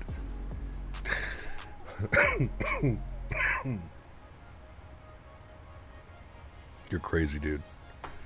Absolutely crazy. Huge no floaties to you, my friend. Cinnamon and candy are extra for outcall. This guy, dude. Now, the first stop once you step out of the airport is the dispensary. 100%. 100%. Although I may be going for a little bit of a trip across border. I've heard that the weed in Vegas is not good, so we may have to go for a little drive to California and then back. Spend a day doing that.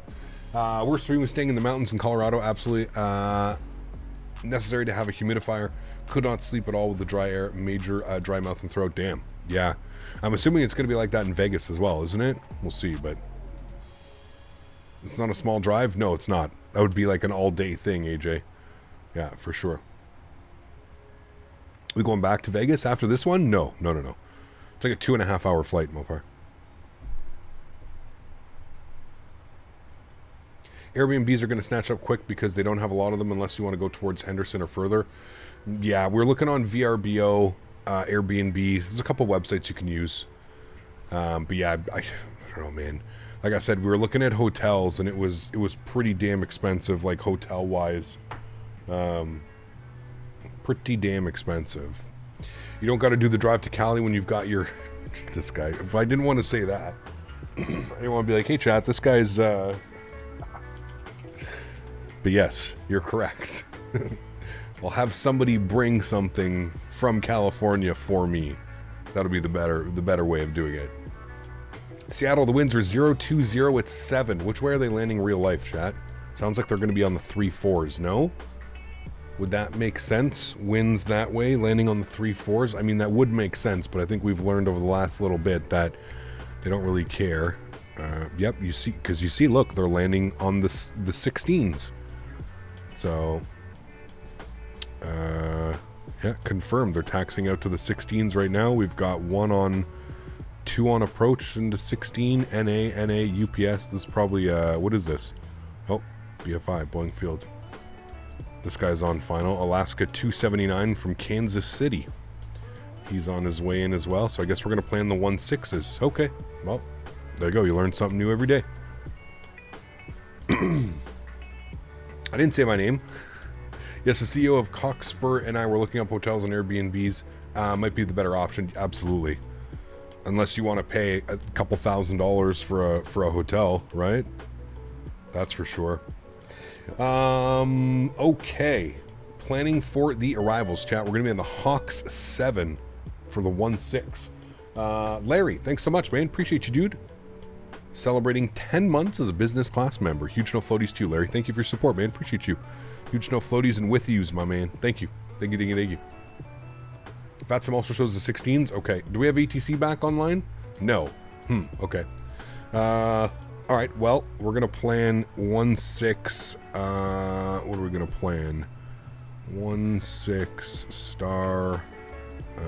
Sorry, airport, Seattle.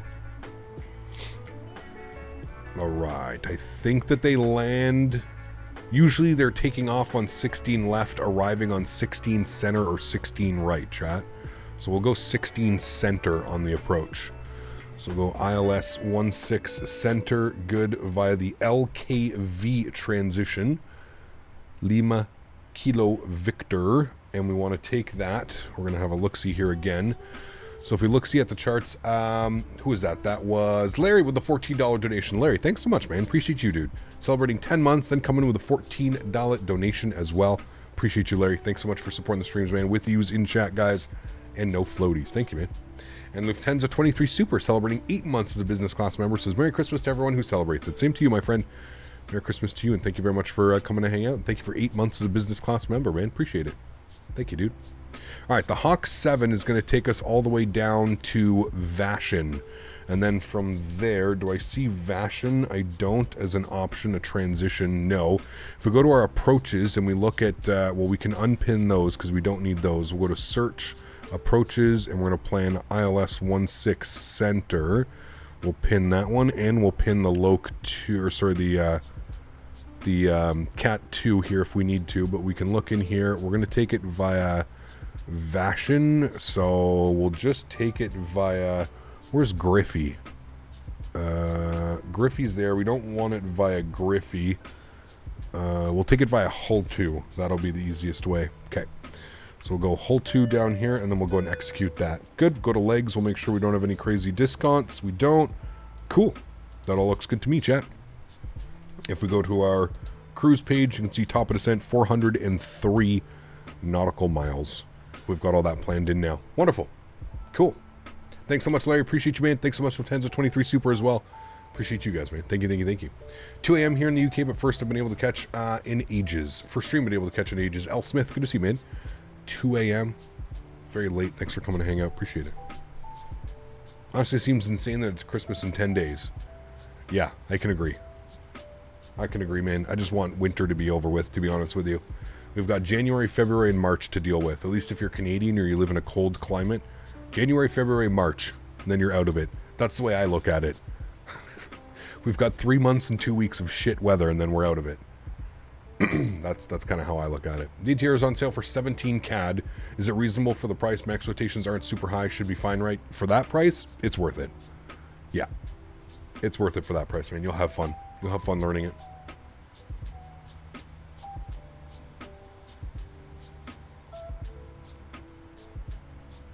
We barely even had a summer in the UK, so definitely need some heat. Yeah, we had actually a pretty warm summer this year. Yeah. I didn't get sick at all once all summer. As soon as winter hits, I'm miserable. Yeah. It's the way it works, man. It's the way it works, dude. I got super sick like 2 weeks before we left for World Flight, and then I got super sick like 3 days after I got home from World Flight. So I've had 2 sicknesses in like a month period. Just over a month. I've been pretty sick twice, so I feel your pain, man. I feel your pain.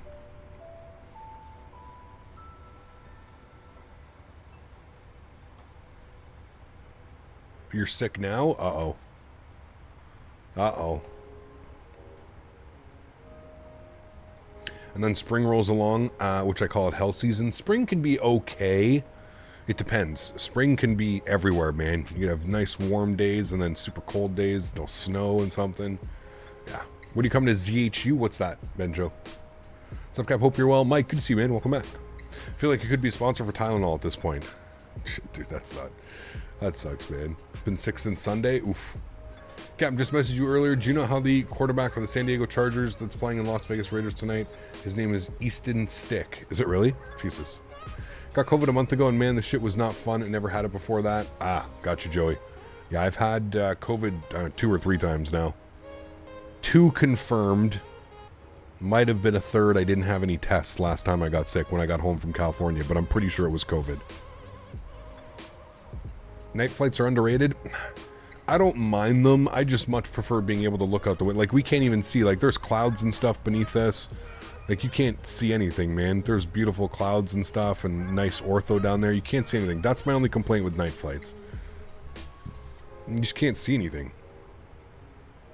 I don't mind them, but I much prefer flying, like, you know, early morning, evening, during the day. Much prefer flying at those times. Runar, celebrating 49 months. Huge no floaties to you, my friend. Thank you for the continued support that is unbelievably kind. Guys, let's get some love and chat for Runar. Thank you, my friend. Appreciate you, dude. Merry Christmas to everyone. Merry Christmas to you as well, my friend. We've got, when are we starting our Christmas? I guess it's going to be on next Thursday, chat. Next Thursday, we're going to do our Christmas specials. Midnight Maverick is sick only because he went back to eating Subway. Nice. Did you hear that, Maverick? You're sick because you went back to eating Subway. Bad, bad boy. Nice. Very nice.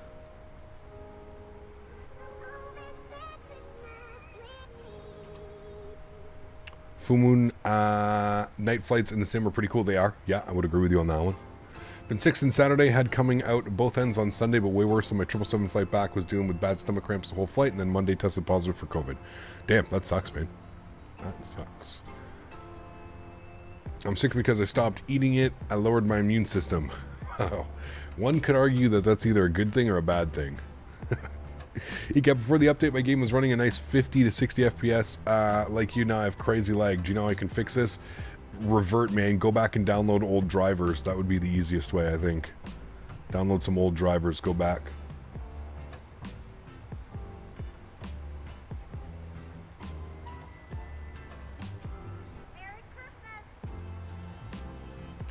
Go to the NVIDIA website, and then you can download old drivers.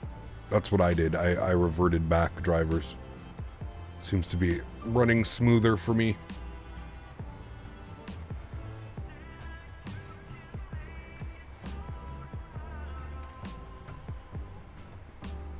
ATR purchase? Nice, man. Enjoy it, dude. It's fun. It's fun to learn. It's very different. I love the intuitive, the little checklist. There's a checklist that comes with it. If you follow the checklist, it pretty much gets you done. Yeah. Which driver am I using? I reverted back to the one that came out November 14th, I think it is. Just after I got back from World Flight. Because the new driver was really screwing with my PC earlier. Wonder if the iFly 7.3 Max will be good since we probably get that before PMDG. I don't know. We'll have to wait and see, man. I think it also really depends how much are they going to charge for it. You know, are they going to pull a Leonardo and try and charge $90 for the airplane? Who knows, man. Cap, will you be doing some snow flights soon? We're flying real world, so yeah, as soon as there's snow start accumulating in the sim, we should see it, man. Yeah, the sim does a really good job too in like where there's snow and stuff. But we are going to be flying in up in like Norway, Finland in a couple weeks, so we should see some snow. Yeah, iFlight was pretty decent in the FSX days. Okay, FSX and P3D, I believe they had it for, right? I feel like the 900ER, tons of opportunities to fly it when you go to India. SpiceJet has a bunch, and Jet Airways used to. If you want to do retro India ops, there you go. Cool.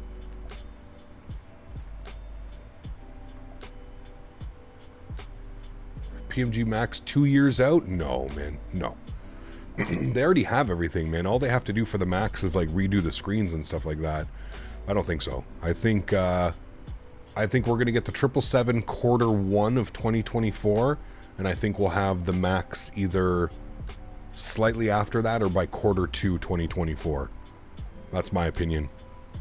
I don't know if that's correct or not, but that's just what that's my opinion. That's what I think. What's new with the V2? There's a ton, man. They added the sphere. They added a bunch of stuff, dude. Optimization and fixes, and yeah. Are they not doing the... No, it was the 777, 737 MAX, then 747. That's how it was always going to be. 777, and then between variants of the 777, they're going to put out the 737 MAX. finish off the 777 variants, and then work on the 747. And the 747 is going to be the 400 passenger freighter and the 800, I believe.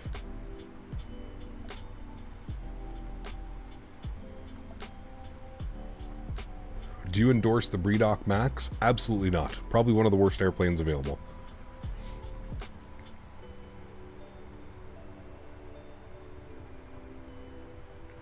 Alright, we can see down here that optimum cruise altitude is now 36,200. So we're going to bump up our cruise altitude to 36,000. We'll execute that. We'll bug up 36,000 here on the MCP, and we'll go upstairs and hit 36,000 on the pressurization panel. Beautiful. And then we'll do altitude intervene, and the aircraft will start climbing up to 36,000. How so do you own it? I don't own it, and I don't need to own it to know that it's trash. PMDG has the 747, but only on X-Plane. No. PMDG has the 747 on P3D and FSX. Not on X-Plane. Thoughts on the iFly Max? I don't know enough about it, John. Somebody, we were just talking about that. I don't know enough. I'll have to wait and see, man. Wait and see. Apparently, iFly said that the pic they're shown was a pic from a few months, but they said the aircraft was coming along very good. Sweet. Sweet. I still, like I said, I don't get excited anymore, man. We've spoke about this enough. I don't get excited about these things anymore. I get excited when I start seeing content creators, when I start seeing actual videos of like people flying it. Like that's when I start getting excited, you know? Like I'm a little bit excited now that we've got the MD-11. I understand that it's in an alpha and there's still a lot of work that needs to be done, but you're starting to see more content creators putting some stuff together, and you're starting to see some videos, and so I'm starting to get excited for the MD-11, but yeah.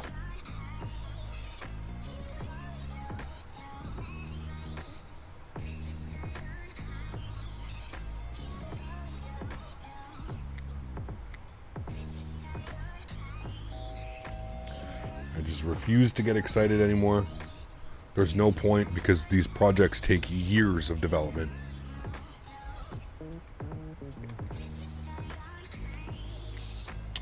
Is P3D a good simulator? Depends what you're looking for, man. Depends what you're looking for. Every simulator has its good and its bads, its ups and its downs. This is the best alpha build for the MD-11 so far. Nice. Good to hear, Mark. Good to hear, man. I should have it within like about a month's time, Mark. They said sometime in January. They were aiming towards the beginning/middle of January to start handing it out to content creators, so fingers crossed we get it soon, man. Do you get excited for streaming? Absolutely. Yep. Absolutely, man. I feel like every stream I get to come out here, I get to hang out with people. Now, obviously, some streams can be a little bit more stressful. There's certain people that like to, frequent the streams, and yeah. It is what it is, man. You know, picture doing a job on the internet. It's about just as you would picture it. Are you ready for the 321 Phoenix? Man, I can't tell you how ready I am for that aircraft.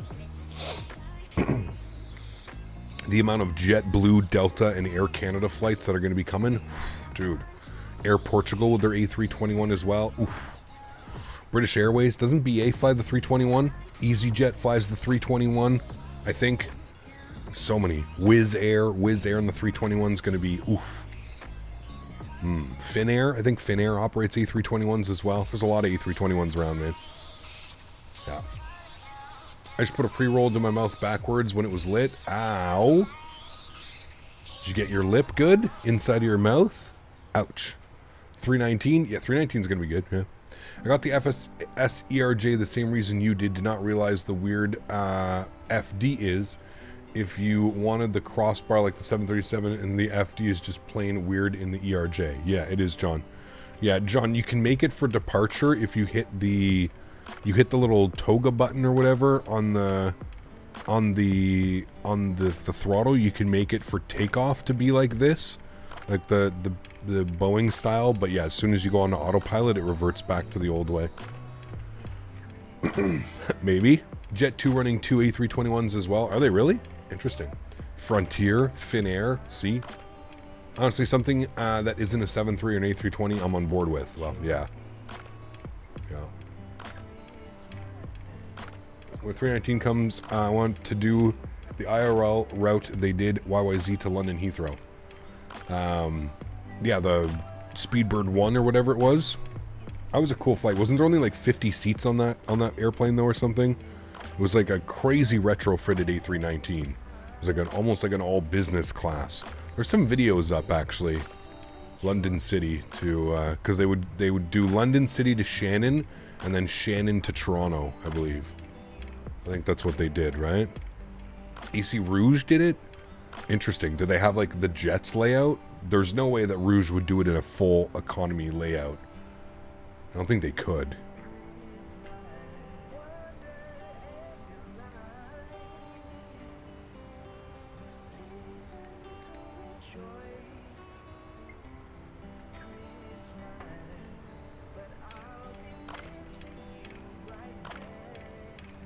Can you imagine being squeezed into one of those seats for transatlantic? Yeah, no. No way, dude. No way, man. Yeah, that's what they used to do, was London City to Shannon, and then Shannon to, like, Toronto and stuff like that. And then they had one on the return. I don't know where they stopped on the return, to be honest with you. I think they stopped in Halifax. I think it was, like, from New York or Boston or wherever. They'd stop in Halifax or Gander, and then from Gander they would do the hop over. I think that's what they used to do. Which is pretty crazy.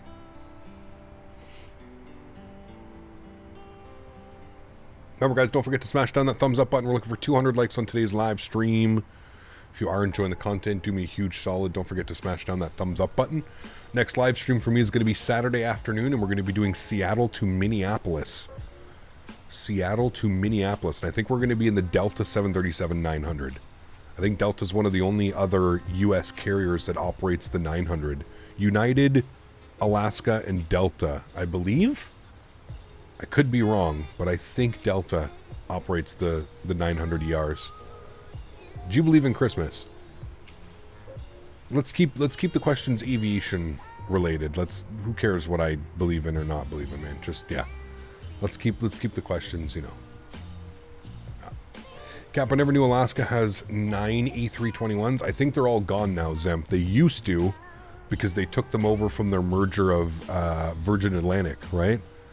When Virgin folded, or they bought out Virgin, I think. Yeah. Thanks for the videos. You got into this fun hobby. Awesome, Daryl. Welcome to the hobby, man. I'm glad you're enjoying it, as much as we are. It is an amazing hobby to have, that's for sure, man. It can be expensive at times, but it's a lot of fun. A lot of fun. See, like, there's some cool cloud down there right now, chat. We can't see it. There's the moon. Sliver. Virgin America, but is Alaska all Boeing? Yes. Yeah. Well, they flew it for quite a while, man. Alaska's also been flying Q400s and Embraers. Alaska has Q400s, Embraers, A320s, and 737s, so the whole all Boeing. Now, one could argue the Embraers and the Q4s are all operating under Horizon or SkyWest, which is true, but still. JetBlue do London Heathrow to Boston on a 321 Neo direct? Yes, correct. The 321 Neos are capable of those new engines. Yeah.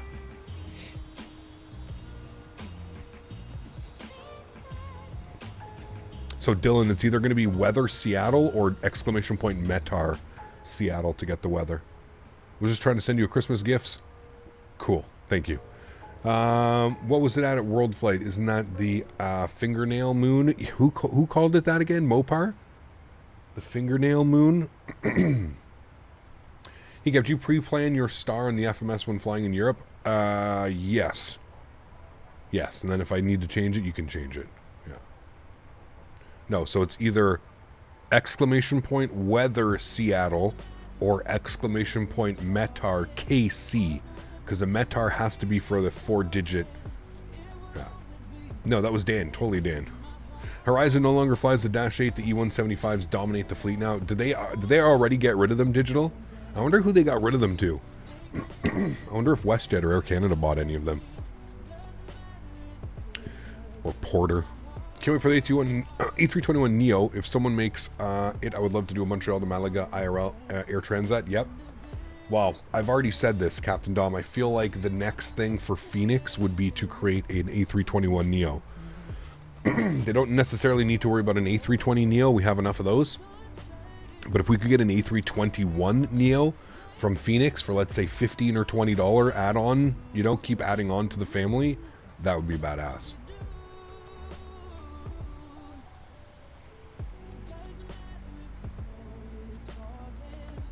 You're good, Dylan.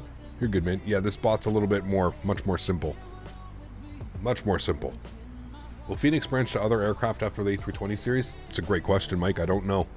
That question would be better asked in the Phoenix Discord. If you're not in the Phoenix Discord, I suggest maybe joining the Phoenix Discord, because, yeah, probably up in there somewhere. Those were gone in January 2023. That's crazy, man. I didn't know they already got rid of their Q4s. Damn. That sucks. The Q4s are in the process of finding new homes. I'm involved in the process. Ah, well, there you go. Very cool. Can you speculate or can you talk about if has Air Canada or WestJet or Porter bought any of them? Or are they going out to overseas and stuff like that? You just need your 330? Aerosoft 330. What are we, like 6 months delayed on that? Didn't they say it was going to come out? Captain, I was going through some streams last night and I saw V1 Simulation was flying an Airbus and he was using a steering mechanism like the one on the 737s, like that half a wheel it's mounted. Oh, on the ground. Yeah, he's got a tiller. It's very expensive though, man. It's a little bit too expensive for my taste. It does look cool, but it's a little bit expensive. I think it's like $500 or $600 just for the tiller. And it's like this, I don't know, man, it's in like this big weird box and you have to have something, I would have to like have something sitting here that would do, I don't know. What rate do you typically try to climb at for the 737, preferably airport altitude at 10,000 feet and then 10 to 20, then 20 to 30? Honestly, Dylan, I let the airplane take care of that, man. I'm usually climbing in VNAV. Whatever the VNAV profile is, man. We go with like a cost index. We'd set like a cost index here, which we usually set up in our performance sheet. So we're going with a cost index of 35, and the aircraft is going to pitch, and it's going to take care of all of that for myself. Off of departure, again, it varies. I'm usually just following the flight director. I think usually you're pitching up to about 10 or 15 degrees.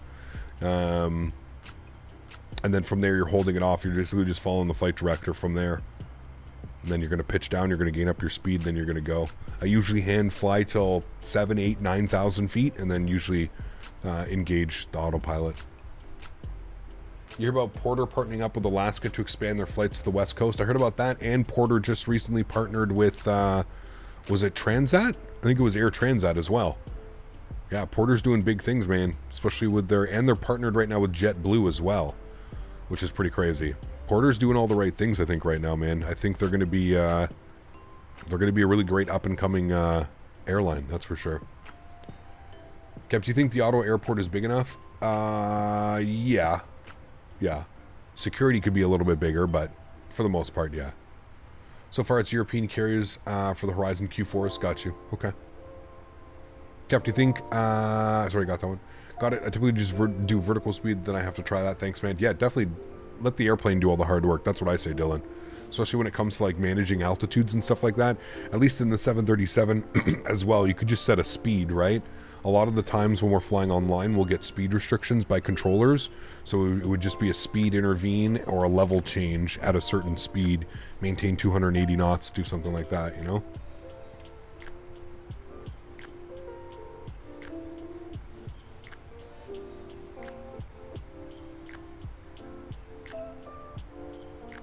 I'm a pilot in Vanson, but I'm stressed about doing ATC as well. Is that a good idea, or should I just stay as a pilot? You can always apply for ATC, man. I mean, there's nothing wrong with it. I think it's a good way to learn. For sure. Yeah.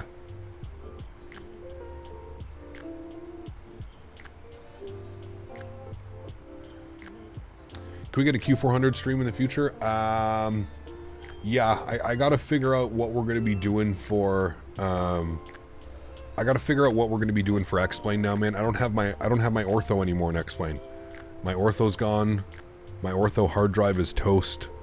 So I don't know what I'm going to do for ortho and how we're going to fly X-plane now, man. I'm at a crossroad right now because I'm just trying to figure out, is it worth it for me to like get invested in auto ortho and get all that set up to fly a simulator that I fly once every couple months? I don't know. I'm on the fence. I still haven't decided what my plans and the next step is going to be for X-plane, to be honest with you, man. Yeah, Dan, you can it's pretty cool when you time somebody out now. Hold on. Let's pick a culprit. Who wants to get pretend timed out? Somebody say something rude.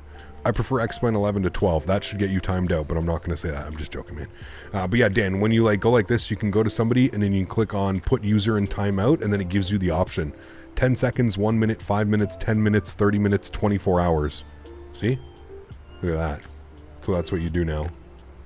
Timeout duration. It should give you the option. You can try it on your end, Dan. See if it gives you the same option. It might only be for me right now, but Kyle is a lizard. Ugly. Nice. Thanks, guys. Mark said okay. Timeout, Mark. No, you don't actually have to time them out, but you can just right-click on it. See if it works for you guys. I don't know. Oh, it does? Okay, cool. So there you go. So they've made it so it works. You can take like a 10-second timeout. So if somebody's being annoying, you can just time them out for 10 seconds. That'd be good to get to like someone spamming. You could just remove all their comments like that, right?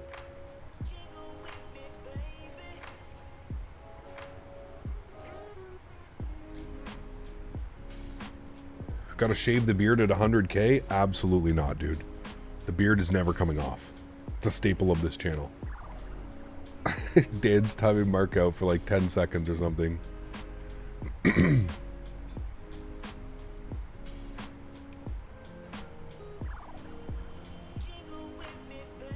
Any ATC down in Seattle? No. What's APC Tower? It's a new one. APC Tower. I don't know who that is. I'm a real world pilot. Don't trim the beard until 100K. No, that would be a little bit too much, I think. A little bit too much. 220 from top of descent, chat. 220 from top of descent. The beard grows mad fast if I shave it a week later, like fully grown. Damn. Cap, when's the next Pilot Edge flight? We'll see, man. We'll see. I gotta reach out to Keith, the owner of Pilot Edge. Like I said, my subscription, my annual subscription, my membership from them hasn't been renewed. It's been the annual subscription is done, so I have to see if they want to renew for another for 2024. So it'll be completely up to them.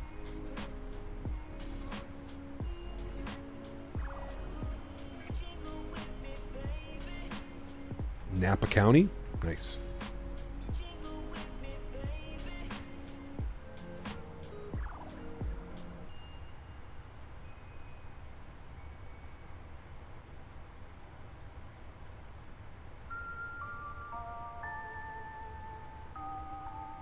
Would you subscribe otherwise? Jesus, lose my voice. Would you subscribe otherwise? To what? To Pilot Edge? Yeah. I feel like it's worth it, man.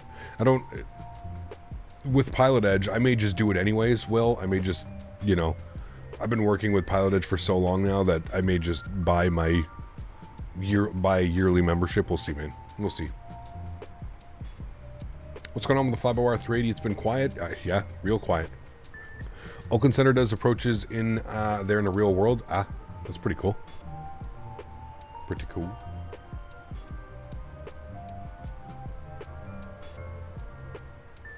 Is it a big airport? Are we talking like tiny little business jets and stuff? It sounds like Napa Valley. That's like, extra moolah. That's probably where all the private jets fly into. Majestic has been quiet for the Q400. Yeah.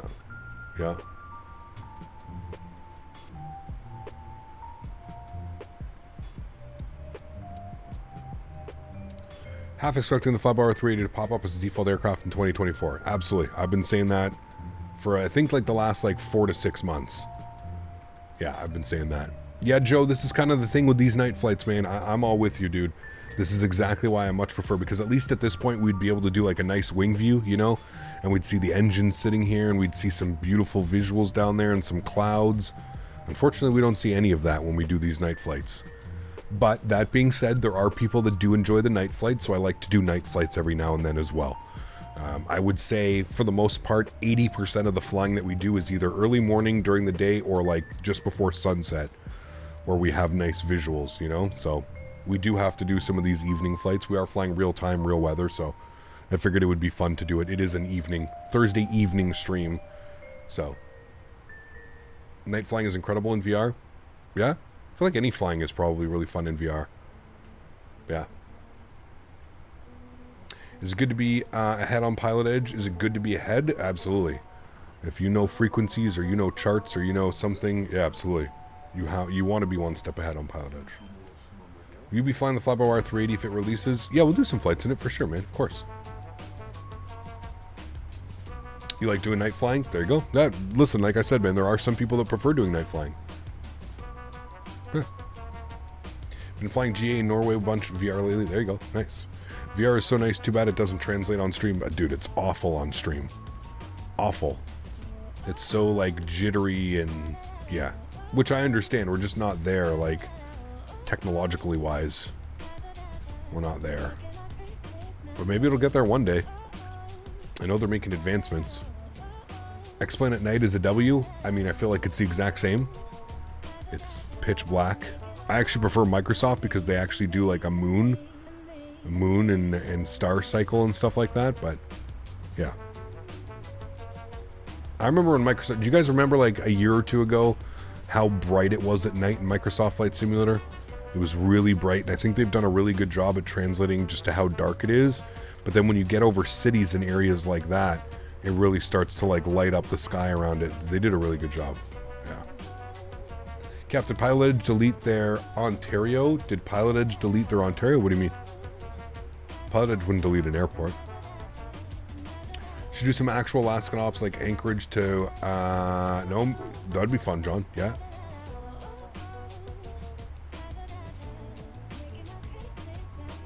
Have the visuals boosted in my headset. Open XR toolkit's pretty clear. Default X-Plane graphics remind me of SimCity 2000. Ouch. I feel like it's built around the same time, the engine. Ruined myself with VR. VATSIM event plus VR, the most realistic feeling aside from a full cockpit sim. I can never go back to a monitor. I can understand that as well, Daniel. I completely understand. Yeah.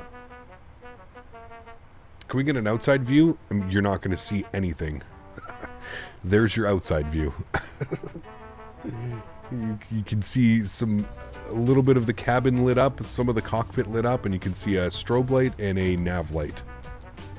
Christmas lights just hit harder during the night stream. That is true too, yeah. They do come through, you can really see the, you know.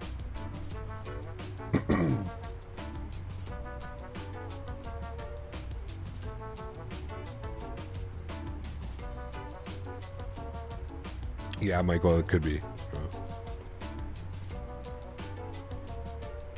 VR can't be good for your eyesight, though. True. You know what irks me about X-Plane 12, even still, the night lighting, is the way that it loads in sections as you're running through. So you'll have a section that'll be cut off here, and you'll have all lights like everywhere out here, all around you, but then you'll have a section that hasn't loaded in yet. And as you continue to go, the sections kind of load in cubes and stuff. Man, that was my one gripe about nighttime flying in X-Plane. It always used to drive me bananas. How it wouldn't just load like around your airplane. It was like as your nose got into the section, then it would load the lights in as you would go. It was such like I never could understand why they wouldn't program it around to like, okay, here's my airplane, 20 miles around the airplane at all times, there's going to be lights loaded in. You know, like as far as we can see, essentially. But yeah, that was the big thing that always used to drive me nuts. Jake, what's up, man? Welcome back. Hope you're doing well.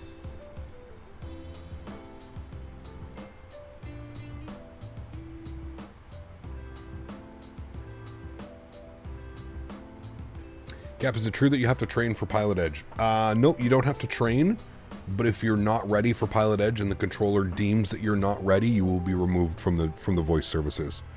And you'll have to do some type of training, you'll have to do some type of courses in order for you to get back on. Yeah, they're pretty serious over there, man. The main reason that Pilot Edge is so serious is because they have actual contracts with flight schools, the U.S. military, the Navy, stuff like that. Pilot Edge works with a lot of like real deal partners and stuff like that. So they have to withhold a standard on that network. So some people will say like, oh, they're just being dickheads or they're just being overly sensitive. Nope, it's not. They treat everybody as if they were a proper trained pilot and they're using the network that way. I know that sometimes it can come off as harsh, but if you read the FAQs and you read all the information about Pilot Edge, it's made very clear, you know, what to expect and what you're going to get on the network. So, been flying the PMDG for over a year now. I just found out that if I hit the parking brake button, it releases them with no pedal brakes. Really? Maybe that's something that they added?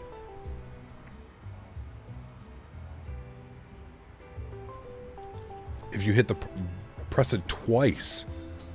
I'll try that after, Mopar. Do you use... I didn't know that, Mopar. I've been flying this for just as long. Do you use Pilot Edge? I do. Yes. Yeah, I usually get a... I'm sponsored by Pilot Edge, so I get a subscription for free. A yearly subscription. So yes, I do fly on the network quite a bit. A couple times a month I like to get on and fly.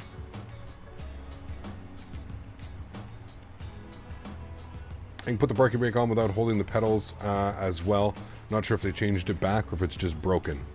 Okay. Interesting. Because you've always had to push on the toe brakes to get it up, just like you do in real life. Interesting. I wonder if they just changed it. Too many people were writing them. Too many people were like, how do I set the parking brake? I bet that's what it was, actually.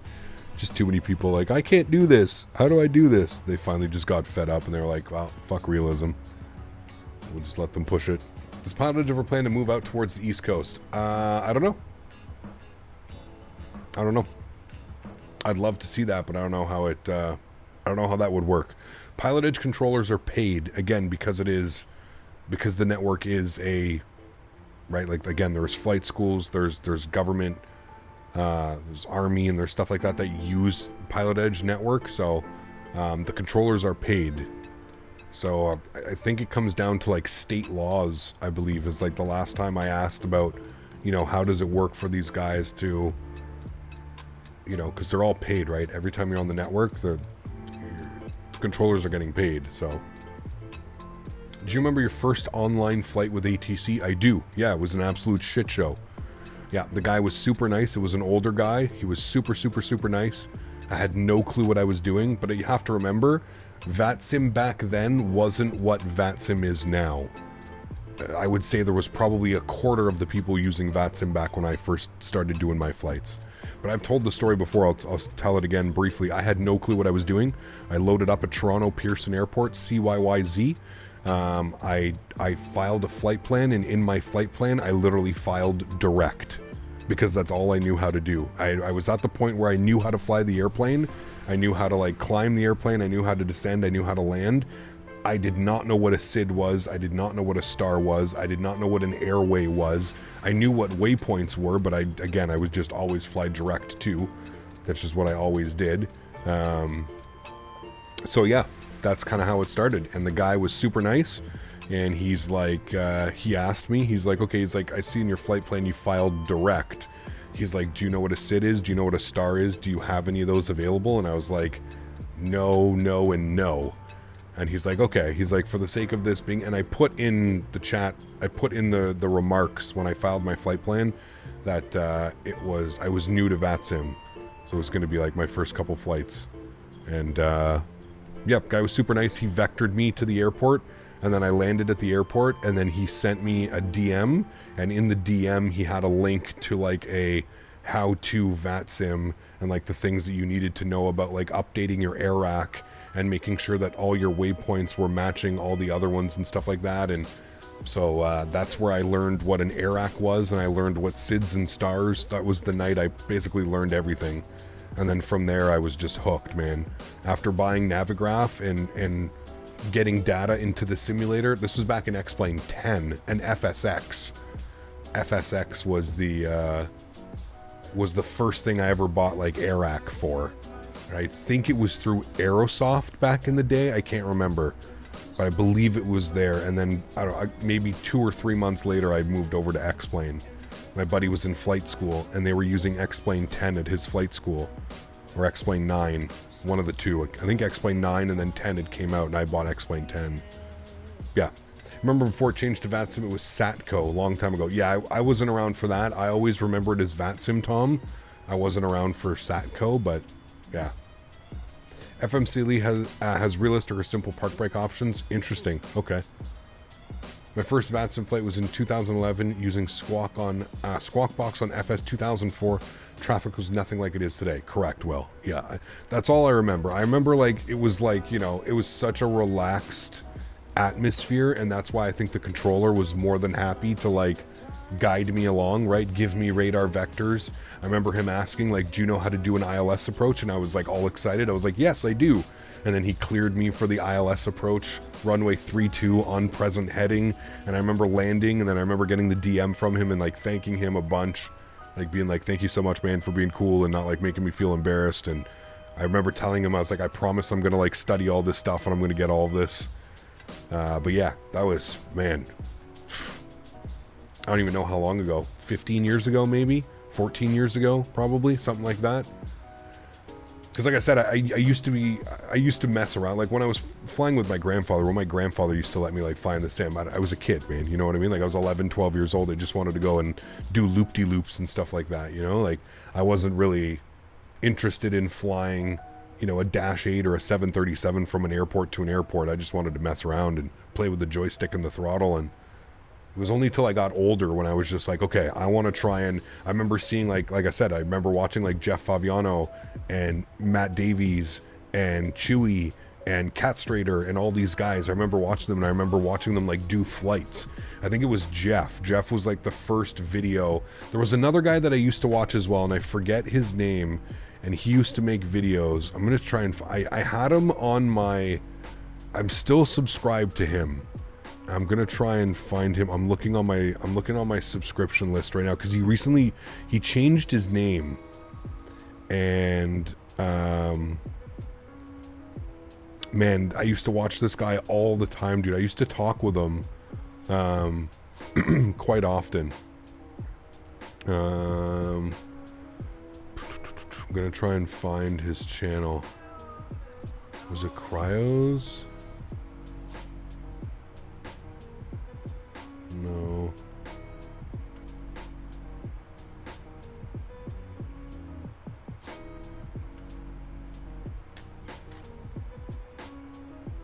Changed his name, and now I have no clue. Anyways, I used to watch this guy, and I remember watching him do the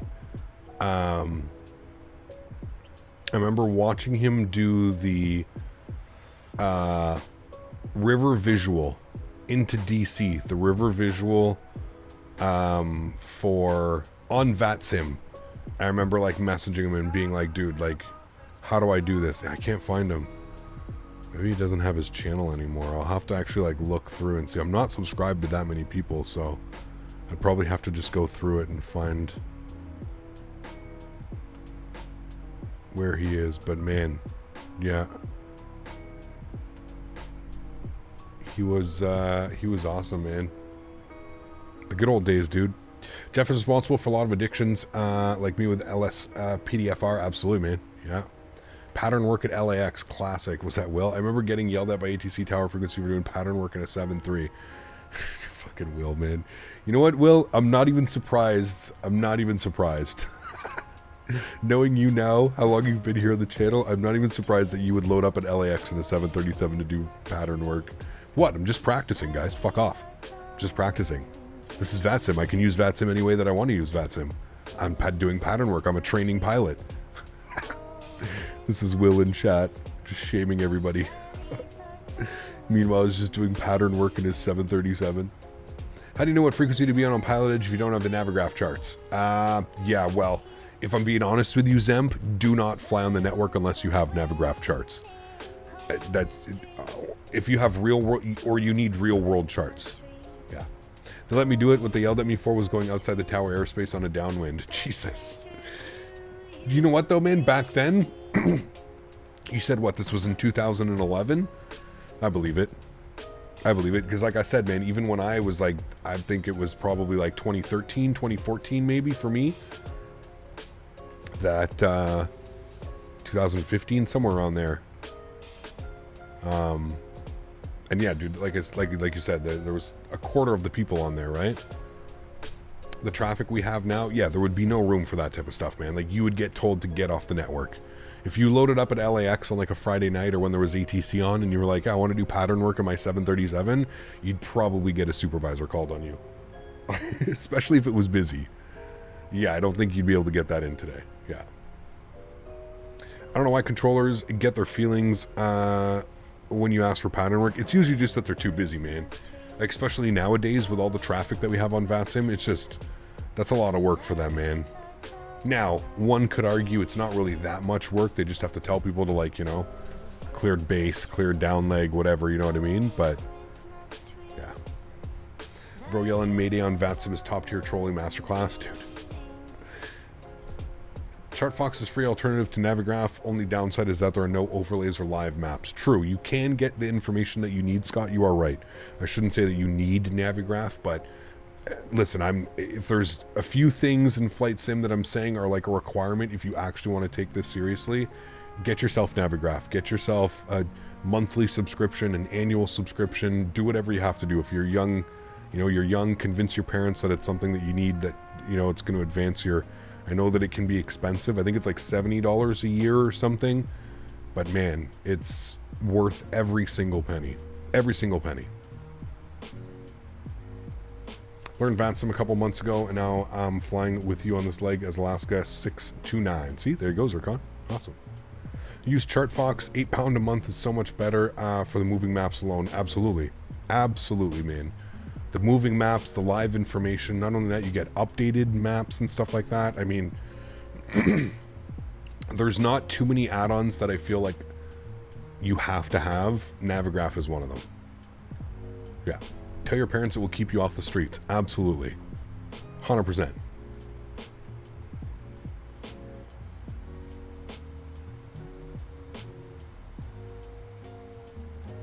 Chat, top of descent in 77 miles. We're getting close. Let's pull up the weather here for Seattle. Great to have fun and learn at the same time in Flight Sim. Absolutely, man. Yeah. 040 at 9 knots. All right. So still going to be landing with a 9-knot crosswind. That'll be fun. Mike who?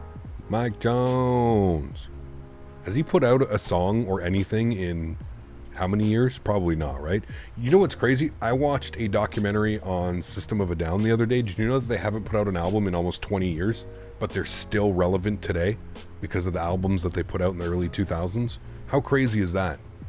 20 years without an album and people still talk about them. And like, they were touring, like, you know, not even that long ago. That's your town in front of me? Oh? Where are we? Say hello. PDX? Portland. Yeah, it is. Damn, that's crazy. We can already see the lights of Portland down there. That's wild. If we had the type of sims we have now when I was a kid, I probably wouldn't have accomplished anything in my life. Man. It's kind of crazy how these sims are going, aren't they? Like, it's pretty wild, man. Pretty wild. All right, let's forecast our descent winds. We'll get all this stuff plugged in now. Not Detroit. Dude, that was a classic. I feel like that was a classic moment, dude. I feel like that one's gonna live on for quite a while, Mopar. Is that fucking Detroit? Why are we over Detroit? Go and look at the PFD. We're 40 miles to the right of where we should be. We're supposed to be going this way. We're all the way out over this way. That's gonna be a good one, man. That one's gonna live up for a while. I just love how, like, I go to wing view and we're flying over a city and I'm like, that looks like Detroit. Why are we over Detroit? We go and look. Oh man, that was a classic. That's gonna be a good one, dude. That's gonna be a good one. Forecast uplink ready. Load. that was a great one, man. Too bad we won't see Mount Rainier. I know. Yeah, I know. I mean, we can keep it this time. We can also change the time. It's not like we can't change the time, but I kind of wanted to keep this Kind of wanted to keep this one as a full-blown night flight. It's been a long time since we've done a night flight. Your blank stare was epic. I'm going to replace the FedEx Tower with Detroit Detour. Nice. Very nice. Detroit will do that to you. Someone find that clip? It was like only like a week ago, man. It was the last time we were flying in the US. Where were we going, chat? We were going Toronto. We were flying the Air Canada. We were flying the Air Canada jets from Toronto to Columbus. We were flying the Ottawa Senators to go play Columbus. What squawk code do you use when there is no controller? If you're in the UK, 1000. If you're in the North America, use 2000. Toronto, Atlanta, Columbus. That's what I said. Nice. Flew to Detroit for the first time recently. Man, that place is interesting. Yes, it is. Could fast forward the arrival as sun is rising. We could. It's up to you guys, man. Do you want me to start a poll? You guys can decide. Here, I'll start a poll. You guys decide. For arrival.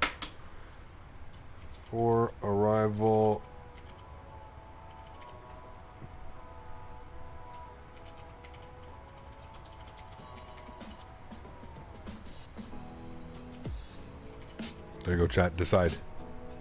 Start a poll. Sunrise wins. That was fast. Pool time?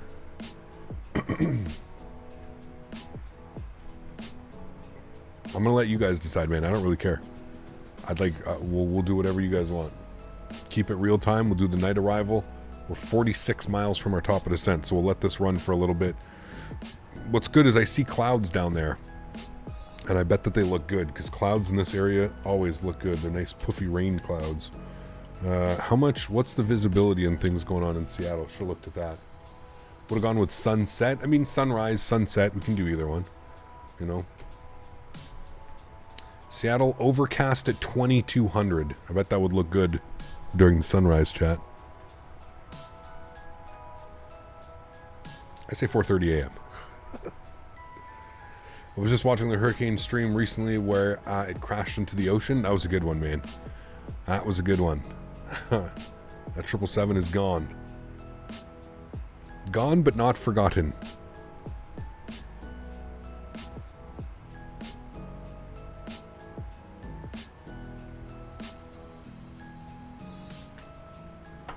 Vote sunrise and all of your wildest dreams will come true. Yes. West. What way are we facing? West. Definitely west.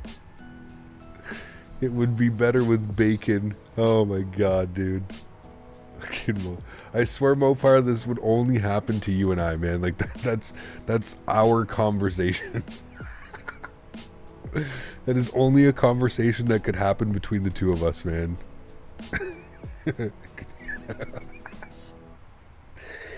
Oh shit, dude. Just the timing, man. Everything about that.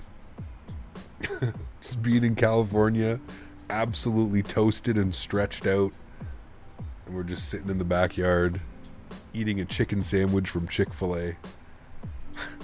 Oh man, great time. Great time.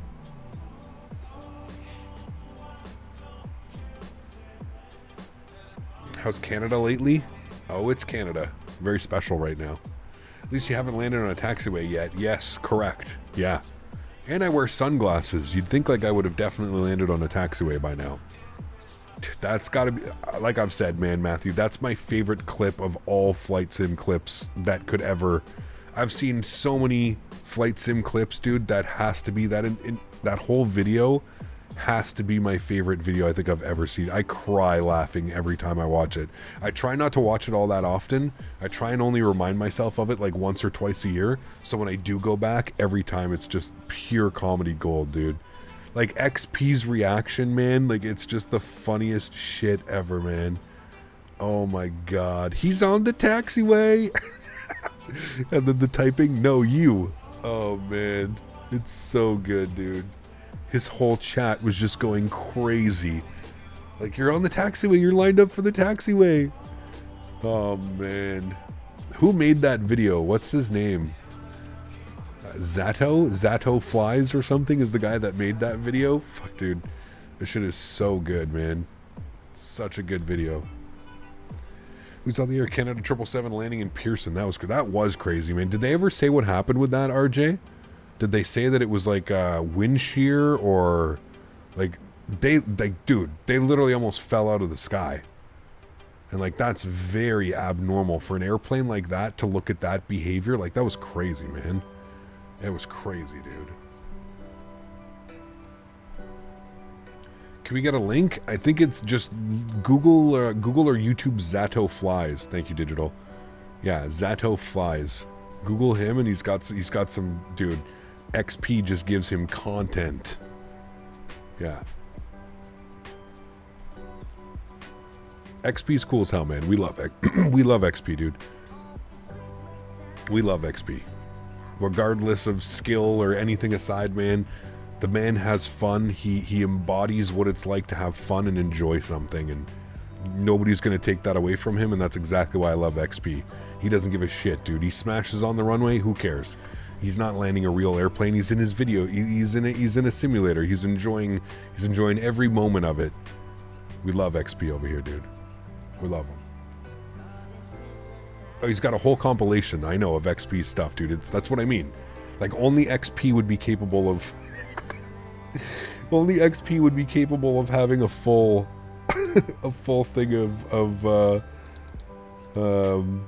videos of him. All right, we're putting runway 16 center down here for the arrival. We'll do our range rings. We'll go /5, /10, and /15. Those will be our range arcs, range rings. And if we look at our cruise, we are 10 miles till top of descent, chat. So it looks like Sunrise is winning. So you guys want it to be Sunrise, although that's a very close. I mean, 52%. How many votes are on that one? 80 votes. 52% are requesting Sunrise. So we're going to be on the Hawks 7 arrival. And we can see here we need to be at 6,000 feet, 210 knots. So let's bug up 6,000 feet. We'll get that set now. And we will descend via the star momentarily. Cool.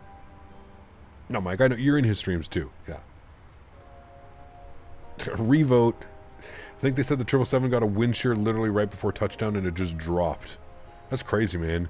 The pilot said he pitched it down to counter the wind pressure that was pushing up, but out of nowhere the wind shear hit and it was just the wrong timing. Man. Was there any damage to the airplane? Did it suffer any damage? Like no landing gear strut, nothing? Everything's fine with it? That's crazy, dude, because like you watch these guys, man, on the 777, they're like buttering that shit all the time, man. All the time. Tell me why I just voted nighttime and it went from 48 to 47. Somebody else must have voted at the exact same time. We've got almost 90 votes on that now. Okay, chat, there's the descent. We're putting it to Sunrise. 53% of you have voted Sunrise, which is going to be... We'll put it like right there. All right, we'll put it like right there. Like proper sunrise.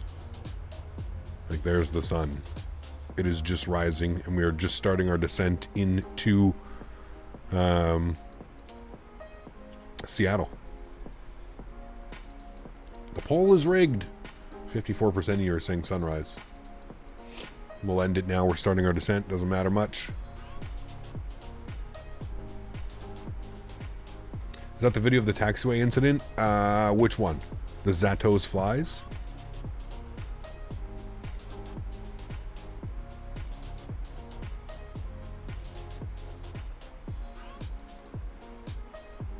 Okay, we run a democracy here, chat. We run a democracy. The correct decision was reached. Like I said, I don't mind. I obviously think it's more fun to actually watch the arrival and see the arrival, but we're not going to see anything. If clouds are all the way down to the deck, overcast at 22,000 feet. I've yet to be on a plane for a sunrise IRL. For sunrise, I was actually just on one. Yeah, it was pretty cool. I was on for a sunrise and a sunset arrival. Sunrise departure, sunset arrival. I actually departed San Francisco on a CRJ 700 at sunset. It was pretty cool, man. It was like overcast in San Francisco. The marine layer had come in, and we departed. It was like dark on the ground, and then we departed and we got above the marine layer and the clouds, and it was still sunny up there, and then we watched the sunset. It's pretty cool. See, there you go, Strody. Brian, what's up, man? Good to see you, dude. Welcome back. Hope you're doing well.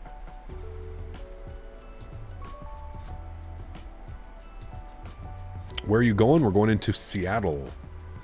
Seattle. Speaking of which, chat, we're going to start getting some information plugged up. Let's go to our approach. We're going to be on the 16 center is what we're planning. We don't need to worry about the Cat 2, Cat 3. Overcast at 2200, so we should have perfect visual by 200 feet. 111.7. 1117. Flip that over. 1117. Flip it back. Flip that over. 1117. Flip it back. Good. Approach course 164. Bug that up. 164. 164. Good. And minimums, we're on the ILS, so we're going to use radio minimums 200. Radio 200.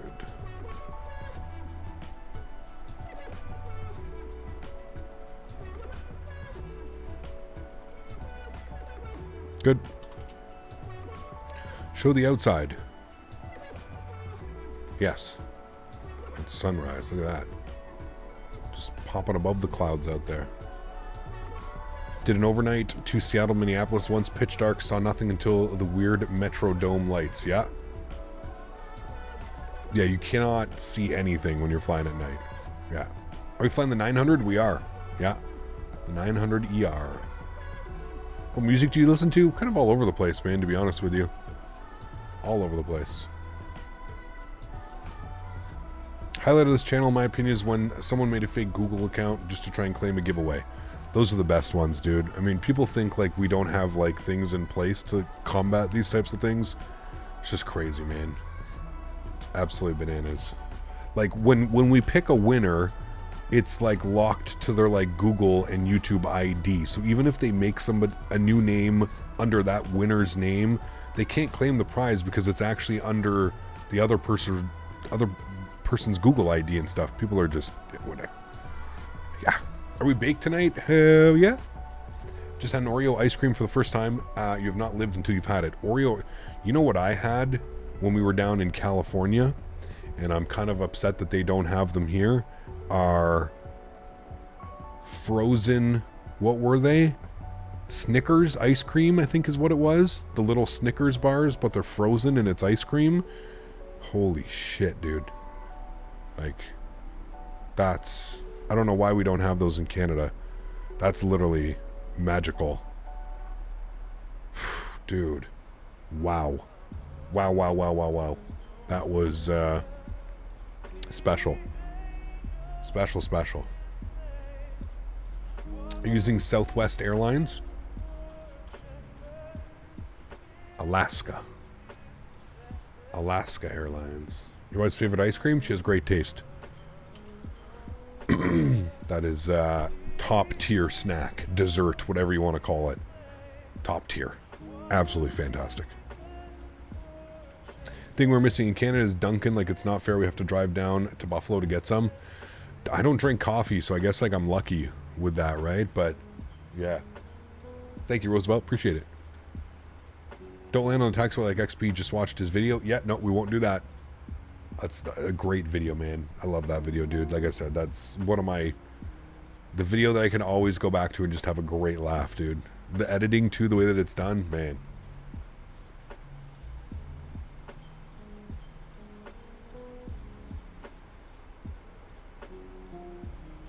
I still have the video of you talking about Vatsum and how wonderful it is, and then a plane passes you on the grass. Dude, there's been some of those just like absolutely epic moments, man, in in streams sometimes, dude. People are crazy sometimes, man. Like, just the perfectly timed moments. Like, you know, that nobody would believe it if they didn't see it. Yeah. Lunatic. Who doesn't like coffee? Nope. No coffee, man. You think if someone joins the Air Force, they have an opportunity to become a commercial pilot? Absolutely. Yeah, for sure, man. I feel like that's probably your best way in. Yeah. Which XP video you're referring to? It was the one where he landed in Los Angeles and he was lined up with the taxiway. And his chat was like screaming and going at him. And dude, it's just go Google or YouTube Zato Flies. He's the one that made the video. It's so good, man. It's so good. We don't have time to watch it now because we're on approach, but man. All right, we've got a speed restriction, 270 knots coming up here. I'm just making sure the aircraft is behaving properly. So far, so good. Looks like it's following what it should. We'll pause the music after this song as well. I believe it's about to end. Our Christmas tunes. Never had a single coffee in my 50 years. I'm with you, man. Just never, like, I've tried it, obviously, right? It's just, yeah, it's not for me. Not for me, man. I think what was crazier is when I used to be a smoker, people were amazed as a smoker that I didn't drink coffee. That's like the main thing that I was used to get. How do you smoke cigarettes and not drink coffee? Apparently they go hand in hand. Search XP72 shenanigans. Yeah, it's a good one too. All right, coming up on our transition altitude, which was 3021. We'll set that now.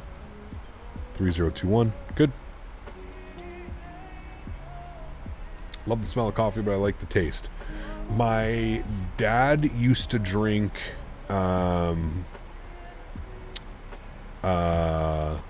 hazelnut coffee, and I always loved the smell of that. That was always great. Or was my stepmom, anyway, one of them. They used to drink hazelnut coffee, and I used to love the smell of that. And that was actually kind of like what, like, I was like, oh, maybe I'll like coffee one day if it smells and tastes like that. But boy, oh boy. It's one of those weird things. Nope. The taxiway video is even funnier because he thought it was hilarious someone was lined up for the taxiway. That's what I mean. Like, the entire video, dude. The entire video is just pure gold. Like, he's laughing at somebody else, but he's laughing at himself. And then the realization, once he realized that it's him, he just can't help but, like, laugh. And then he just, like, pulls the airplane up and gears up. And, dude, the entire thing is just comedy gold. It's like one of those things you couldn't write that. Like, that just had to happen. That was one of those moments in life that just had to happen. You couldn't write something like that. It probably wouldn't be as funny. But because it happened and the way that it happened, dude, so perfect. So perfect, man. What runway are you landing on? 16 center is what we're planning for. Gotta go to bed, Cap. I'll catch you in the next stream. Good night. Scott, take care, man. Thanks for being here, dude. Hopefully I'll catch you this weekend. Once you start flying planes, you run the coffee and, I don't know. You ever suffer a stall? I don't remember. Don't think so. No. Maybe. I mean, we've had a few crashes, so. But yeah, not too many, actually. I think our record's pretty good for flight sim pilots. Chat was like, just wait, someone tell him. My bad, I meant the one Captain Cam was talking about Vatsum and getting, oh, sorry, talking to him. My bad. I will join the Air Force of my country, Honduras, in January. The objective to become a commercial pilot. I hope to become my dreams come true. Wish you all the best, man. I wish you all the best, my friend. With an attitude like that, keep at it. You'll make it happen, buddy. You'll make it happen. Popped Adderall and did a 5-hour flight, and it felt like 30 minutes. Jesus. Mike who? Mike Jones. Got a good laugh at the ASM thrust runway over onto DC. Oh, man.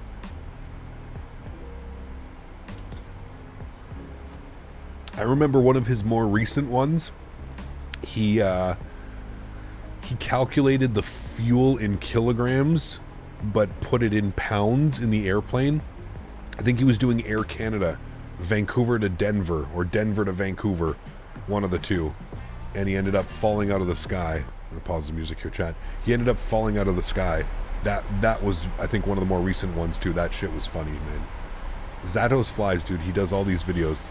Shit is gold. Again, like that's only something that would happen to XP, because it's just the luck of the trade, I guess, that he gets, man. But goddamn, dude. Oh, we've done that. Who remembers when we did that? Do you guys remember when we did that? We landed with like 100 kilograms of fuel or 100 pounds of fuel. Do you guys remember that? I can't remember what flight we did. It was a while ago, and I think it was on X-Plane. But we landed, and we were literally on fumes when we pulled up to the gate. Fumes. Like, we had like 50 pounds in each tank or something like that. That was a good one. You ever crashed on stream? Yes. Yes. Not on purpose, but yes. It was in the RJ. Might have been. I can't remember. I can't remember what airplane. I feel like we were in like a... Oh, maybe. I feel like we were in a 7-3, but I don't know. No, it wasn't this airplane, I don't think. I think it was in the Zebo. I think we were in X-Plane.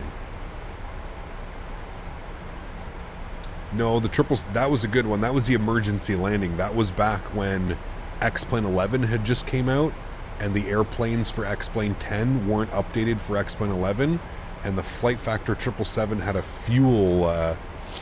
a fuel burn error or something like that. And, or a fuel leak. If you had realistic, which I always had on, was realistic failures, it had a fuel leak. That was a good one. The diversion into San Juan, that was a good one as well. Yeah, there was that hurricane. We took it down to minimums into St. Martin, and we couldn't do it, so we had to divert to San Juan. That was a great video. That actually turned out really well. Minus the diversion, we climbed too high.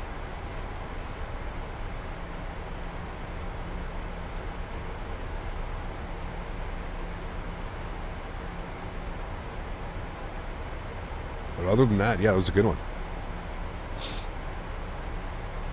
Will X-Plane 13 exist? I think so, yeah. It's probably going to be like another 4 or 5 years. Yeah, I think so.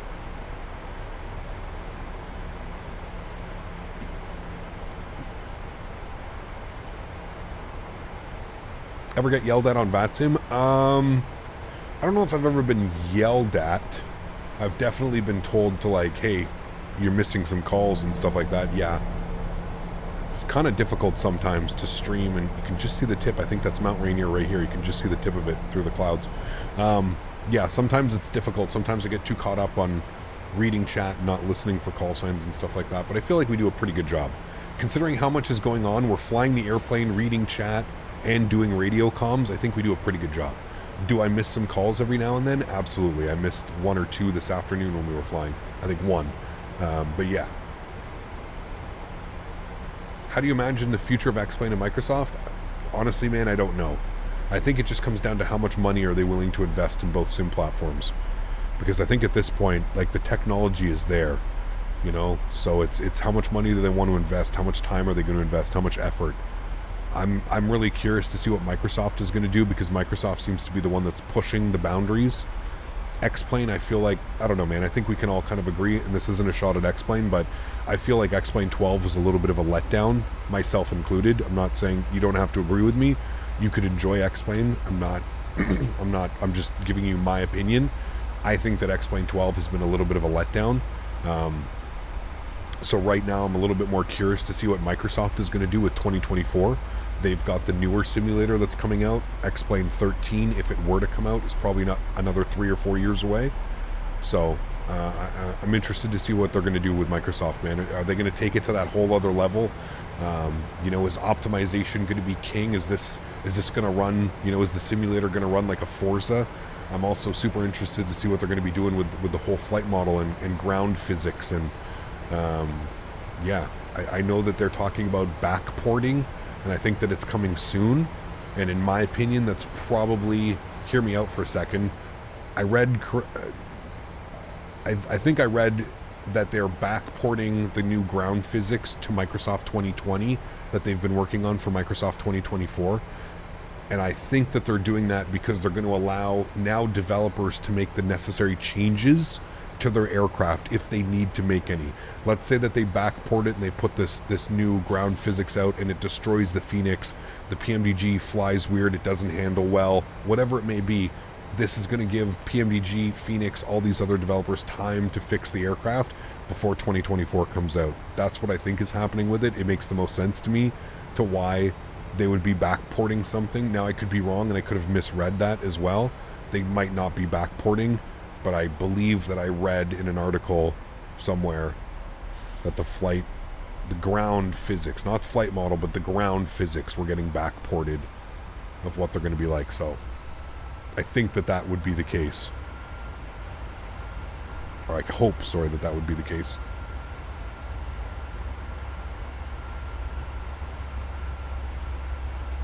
Doesn't Laminar sell to flight schools? Yes.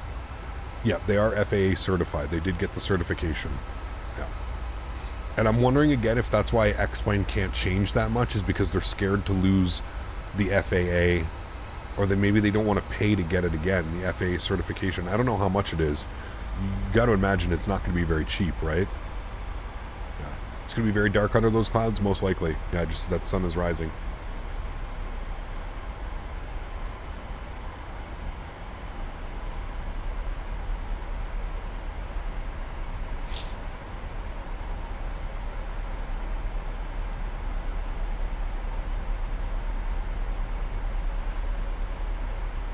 I just watched X-Plane XP video, 10 out of 10 recommend. Yeah, dude, it's so good.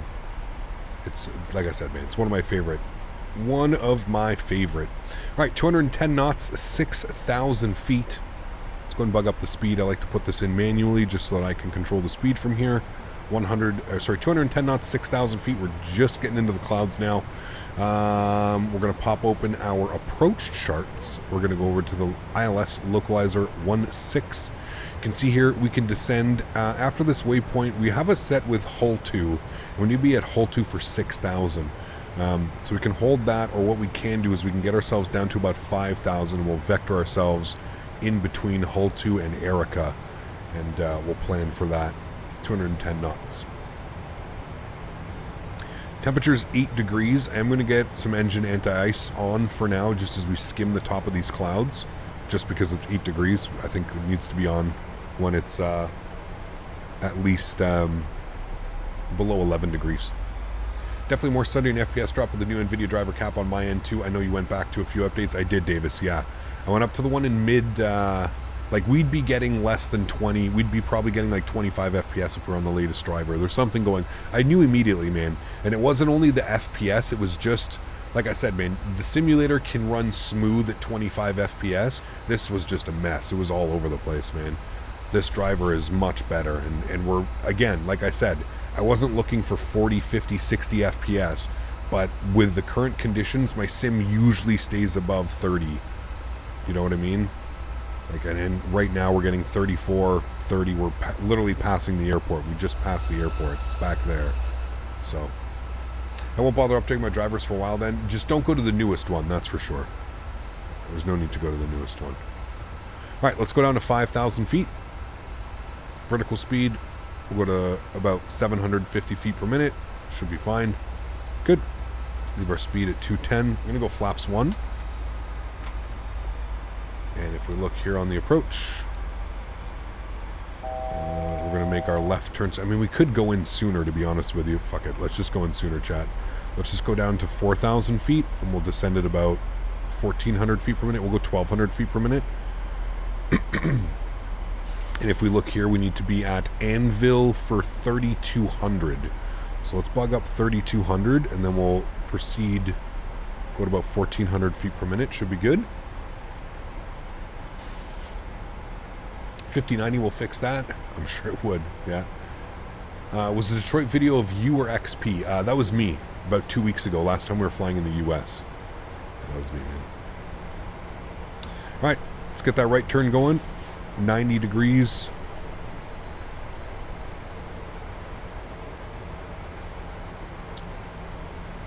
So 074, go 075, make it easy. Alright. We'll set it 1,000 feet per minute.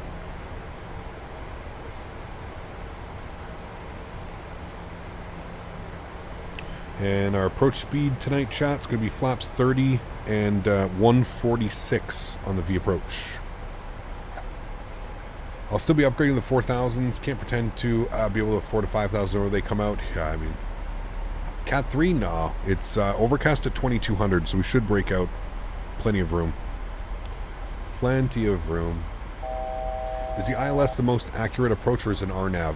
I believe it would be the ILS. Correct me if I'm wrong, chat, but I believe it's the ILS. Okay, we can chill on that descent right now. Really chill on it. We'll go 350.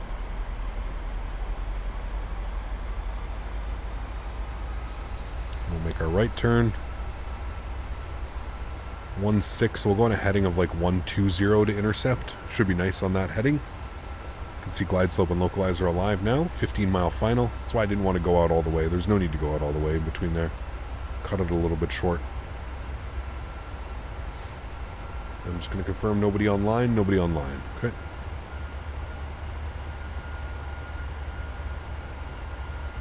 We want a 45-degree intercept. We'll go ahead and arm our localizer. You can see glide slope coming alive now as well, so that's good. We'll go flaps 5. Bring that speed back to 190.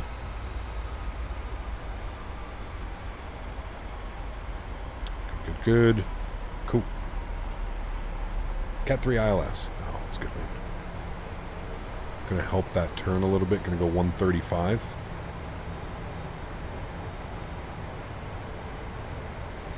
Localizer should be captured here in a second.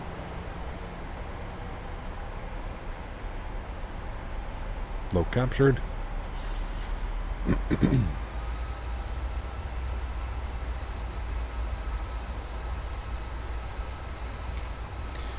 Okay, we are... Oops, I'll go back here. I want to take you off, zoom all the way in, take you off, go all the way down here.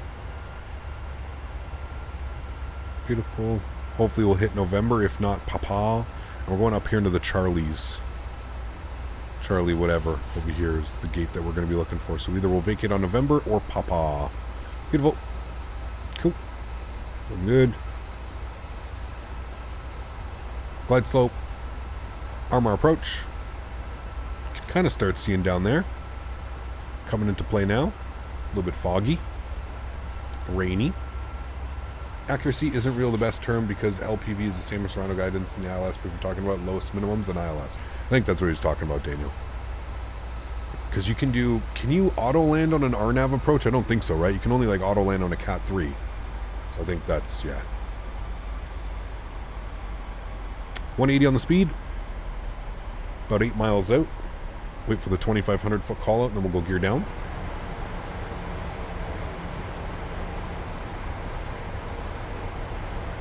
And again, our approach speed is going to be 146, and we can get our anti-ice off. We're now at plus 11. Anti-ice is coming off. No auto land on our RNAV. Spirit was calling you on 22.8. I've got some turned down.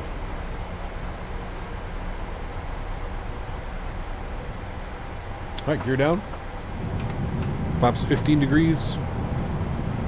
Bring our speed back. Final V approach speed 146. And flaps 25 degrees. Coming up on 160 knots. Flaps 30, which will be our landing flaps. Good. Get the rest of our lights on. Good. Cool. We'll get our recorder going. Just passing over Boeing Field right now as well.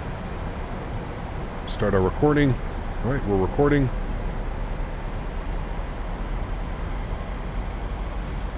Easy there, auto throttle. What are you doing?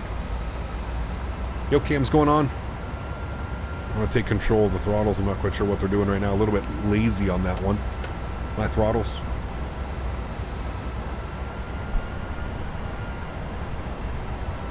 My airplane. Enjoy the arrival, guys.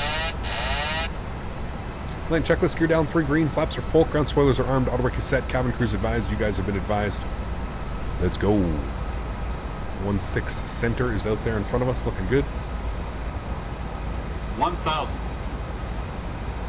Absolutely brutal FPS right now. They seem to be getting a little bit better, but brutal.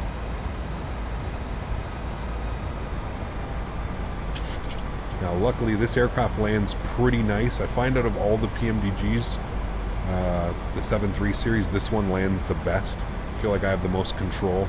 Nice little subtle flare, and it's usually pretty good.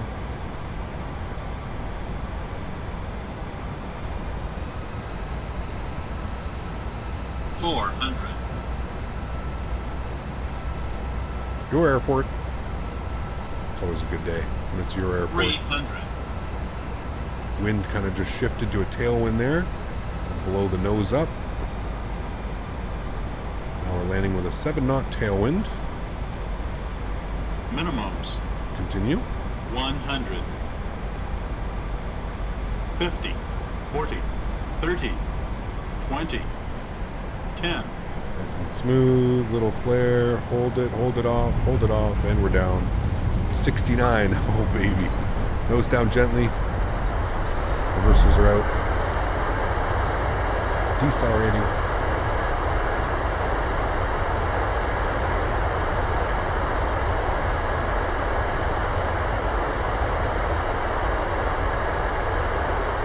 $60 knots, reverser stowed, ladies and gentlemen. Welcome down to Seattle. First time in a while we've been here. 69, a little bit floaty towards the end. I don't think we ballooned it. We'll look at the replay. I don't think we ballooned, but it was definitely a nice smooth landing for sure. Kind of like our arrival back into Las Vegas this afternoon. Good one though. Great flights today, Cap. Bedtime for me. See you on the weekend. Sturdy, take care, my friend. Thanks for being here, dude. Appreciate you, man. Have a great evening. Tailwind helps with that buttery landing. Maybe having the speed up a little bit helped with that one, but not bad. We'll clean up the ground spoilers. We'll clean up the flaps as well. Ladies and gentlemen, welcome to Seattle. With not the best 29. Oh, there were FPS is a little bit better now. 30 FPS. Engine start switches can go off. Wing lights can go off. Good. Go ahead and spool up the EPU. Landing lights off. We'll leave those guys on. Strobe lights, we'll leave them on as we're crossing the runway. Strobe lights are now coming off as we've crossed the runway. Good. And we are looking for gate 30, gate C20. I don't know if I'll be able to find it. Let's go to GSX. I think I have a profile for here. C20. No. Alaska. Beautiful. Cool. On our way. Tyrex, take care, man. Thanks for being here, dude. Tenured Amoeba celebrating 18 months. A year and a half. Huge no floaties to you, man. Thanks for your support, dude. Appreciate you. Thank you, man. Love all the PMDG planes, but on Xbox, the AirAC is so out of date, but no updates. I thought the simulator came with some base updates or something. I could be wrong, but... we're going all the way up here. We'll make our right in on Blue Line.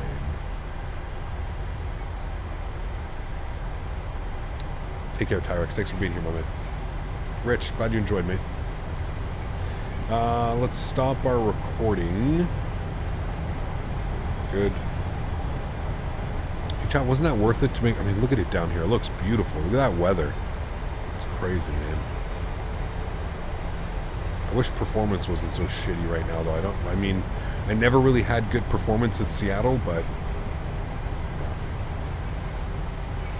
I think I'm all back. Got rid of a 3080 Founders Edition, treating myself to an MSI 4080 Gaming Trio. Loving life now. Absolutely, man. Yep, I'm looking at... I'm probably going to be going with a 4080 as well on my next build. I'm going to be doing a build in February, March, somewhere around there. Going to get a new build going, so...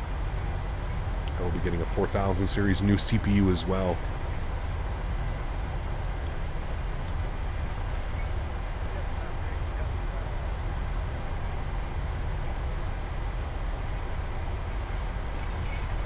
Remember, guys, if you haven't done so as well, don't forget to smash down that thumbs up button. Thanks, everybody, for being here today. I truly do appreciate it. If you guys did enjoy it, don't forget to hit that subscribe button as well. Next live stream from me will be on Saturday afternoon, and we're going to be leaving Seattle, and we're going over to Minneapolis. So it's going to be a little bit of a doozy. I don't know how long of a flight it is. I think that's I think it's close to a 4-hour flight, 3.5, 4-hour flight. So it should be a really fun one. Looking forward to it. And my turn-offs can go off. EPU gens are on. Our gate should be right around the corner here. Charlie 20. Should be right on this corner, right there. believe that's it. This guy right here, okay.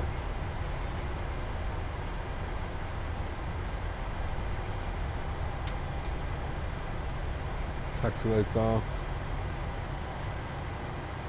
Charlie 20 for us, chat.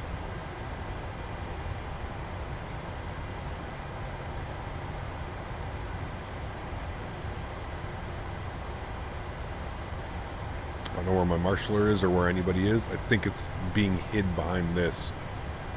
That's why it's a little bit of a weird gate configuration here.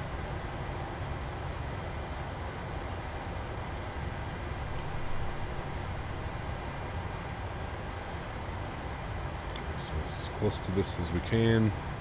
Stop it right about there. Cool. Get our park brake on. So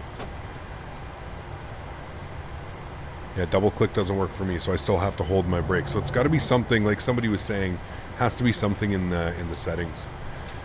EP bleed is on. Isolation valve is open. Engine number 2 is off. Engine number 1 is off. Anti-collision light is off. Seatbelt signs are off. Ladies and gentlemen, welcome down to Seattle. What a great flight. Had a lot of fun. I hope you guys did as well. Let's request our deboarding. Jump outside. Have a look at our beautiful aircraft. There it is. Deboarding has commenced already. Did we get close to that? We did. I feel like that's good parking without any actual guidance. Close enough to that jet bridge too. Not too bad, chat. There we are in our beautiful One World. Sun is coming up over there as well. Fantastic, my friends. Fantastic. Hope you guys enjoyed this live stream. If you haven't done so, once again, don't forget to smash down that thumbs up. Don't forget to hit that subscribe button. Hopefully we can reach 200 likes before the end of the stream. We do have a replay, so we can go ahead and watch our replay if you guys would like. Let's go ahead and just restart this guy. We'll jump inside the aircraft. We'll go ahead and come down here, and we'll go to our ground services. Sorry, doors. We'll close all the doors. Close, close, close. Good. And then we'll get the aircraft in a turnaround state. PMDG setup, panel state load. We'll go final. Good. We'll execute that. Beautiful. Let all that come on. Good. And then we'll go ahead and lights. Lights. Lights, lights, lights. All lit up. Christmas tree. Good. And we'll hit the play button. Good. Bring this forward, and we'll watch it from right about there. Should be good. Cool. We'll watch some wing views of us coming in nicely. See how she goes. Do you have any add-on sounds for the PMDG? I don't. No, the sounds sound a little bit different because we're flying the 900 this evening. The sounds between the 900 and the 800 are a little bit different, I find. There's more of a buzzsaw to the 800s.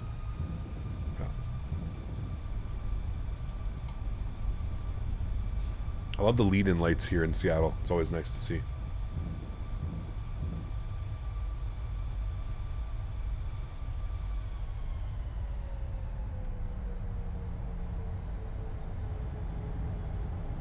Oof. Wasn't actually that floaty. We were down by the 1,500 footers.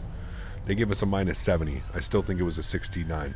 But I also think we slightly landed on an upslope. So that would be why that happened. That was a beauty landing. A smooth landing, my friends.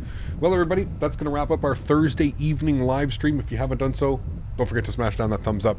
Mods, donators, and sponsors, thank you all so much for your support. I truly do appreciate every single person that comes to hang out in the stream, man. Without you guys here, none of this would be possible. So thank you all so much for the support. I truly do appreciate it, man. Capt, do you get a bunch of numbers on the load state menu when you scroll through the pages? I don't. No, those could be custom saves that you have, Droid. I don't. I only have one custom save, and I call it C/CD for cold and dark. That's about it. Oh man, we kissed that runway, chat, but I think we landed at that perfect upslope. I think we got super lucky. We'll look on an outside view here, but I think we got super lucky with that one. I think we touched down just on that upslope. But yes, mods, donators, and sponsors, thank you again for all the support, man. I appreciate you guys. To everybody else that cannot donate using a monetary value, but donate by smashing on that thumbs up button, hanging out in chat, keeping busy, hitting that subscribe button. Want to thank you guys just as much. Thank you everybody for being here. Truly do appreciate it. Back to the grind on Thursdays. Next live stream for me is going to be Saturday. Again, if you do want to join, we're going from Seattle to Minneapolis. Going to be a great flight. I think it's about 3.5, 4 hours long. So it'll be a nice flight on Saturday, and then I'm not quite sure what we're going to do. I wanted to do some WestJet ops from Toronto down to Freeport. Some Freeport scenery came out, and I've been meaning to do that, so maybe we'll do that one. Oh my goodness, chat. We almost smashed that. If you look back here on that one, we almost smashed that. Hold on, I'm going to go like right back here. Look on the outside here. We almost... It wasn't for that last little pull-up at the last second, because we... almost smack dabbed into that runway. You ready? Watch. But like, look at the flare. Beautiful flare. Cut the power right there. Who? No over flare though. Very important. No over flare on that. But yes, you can see here that we did land on a slight uphill. That's why our landing. That's why our landing rate was so good. Is because we landed on a slight uphill. So probably not a -69. Probably closer to a 150 or something like that, but still a great landing. Absolutely fantastic. Guys, thanks for coming to hang out. Appreciate y'all. Enjoy the outro music, enjoy the replays, and I look forward to seeing you guys all on Saturday for our flight into Minneapolis. Happy landings, my friends. See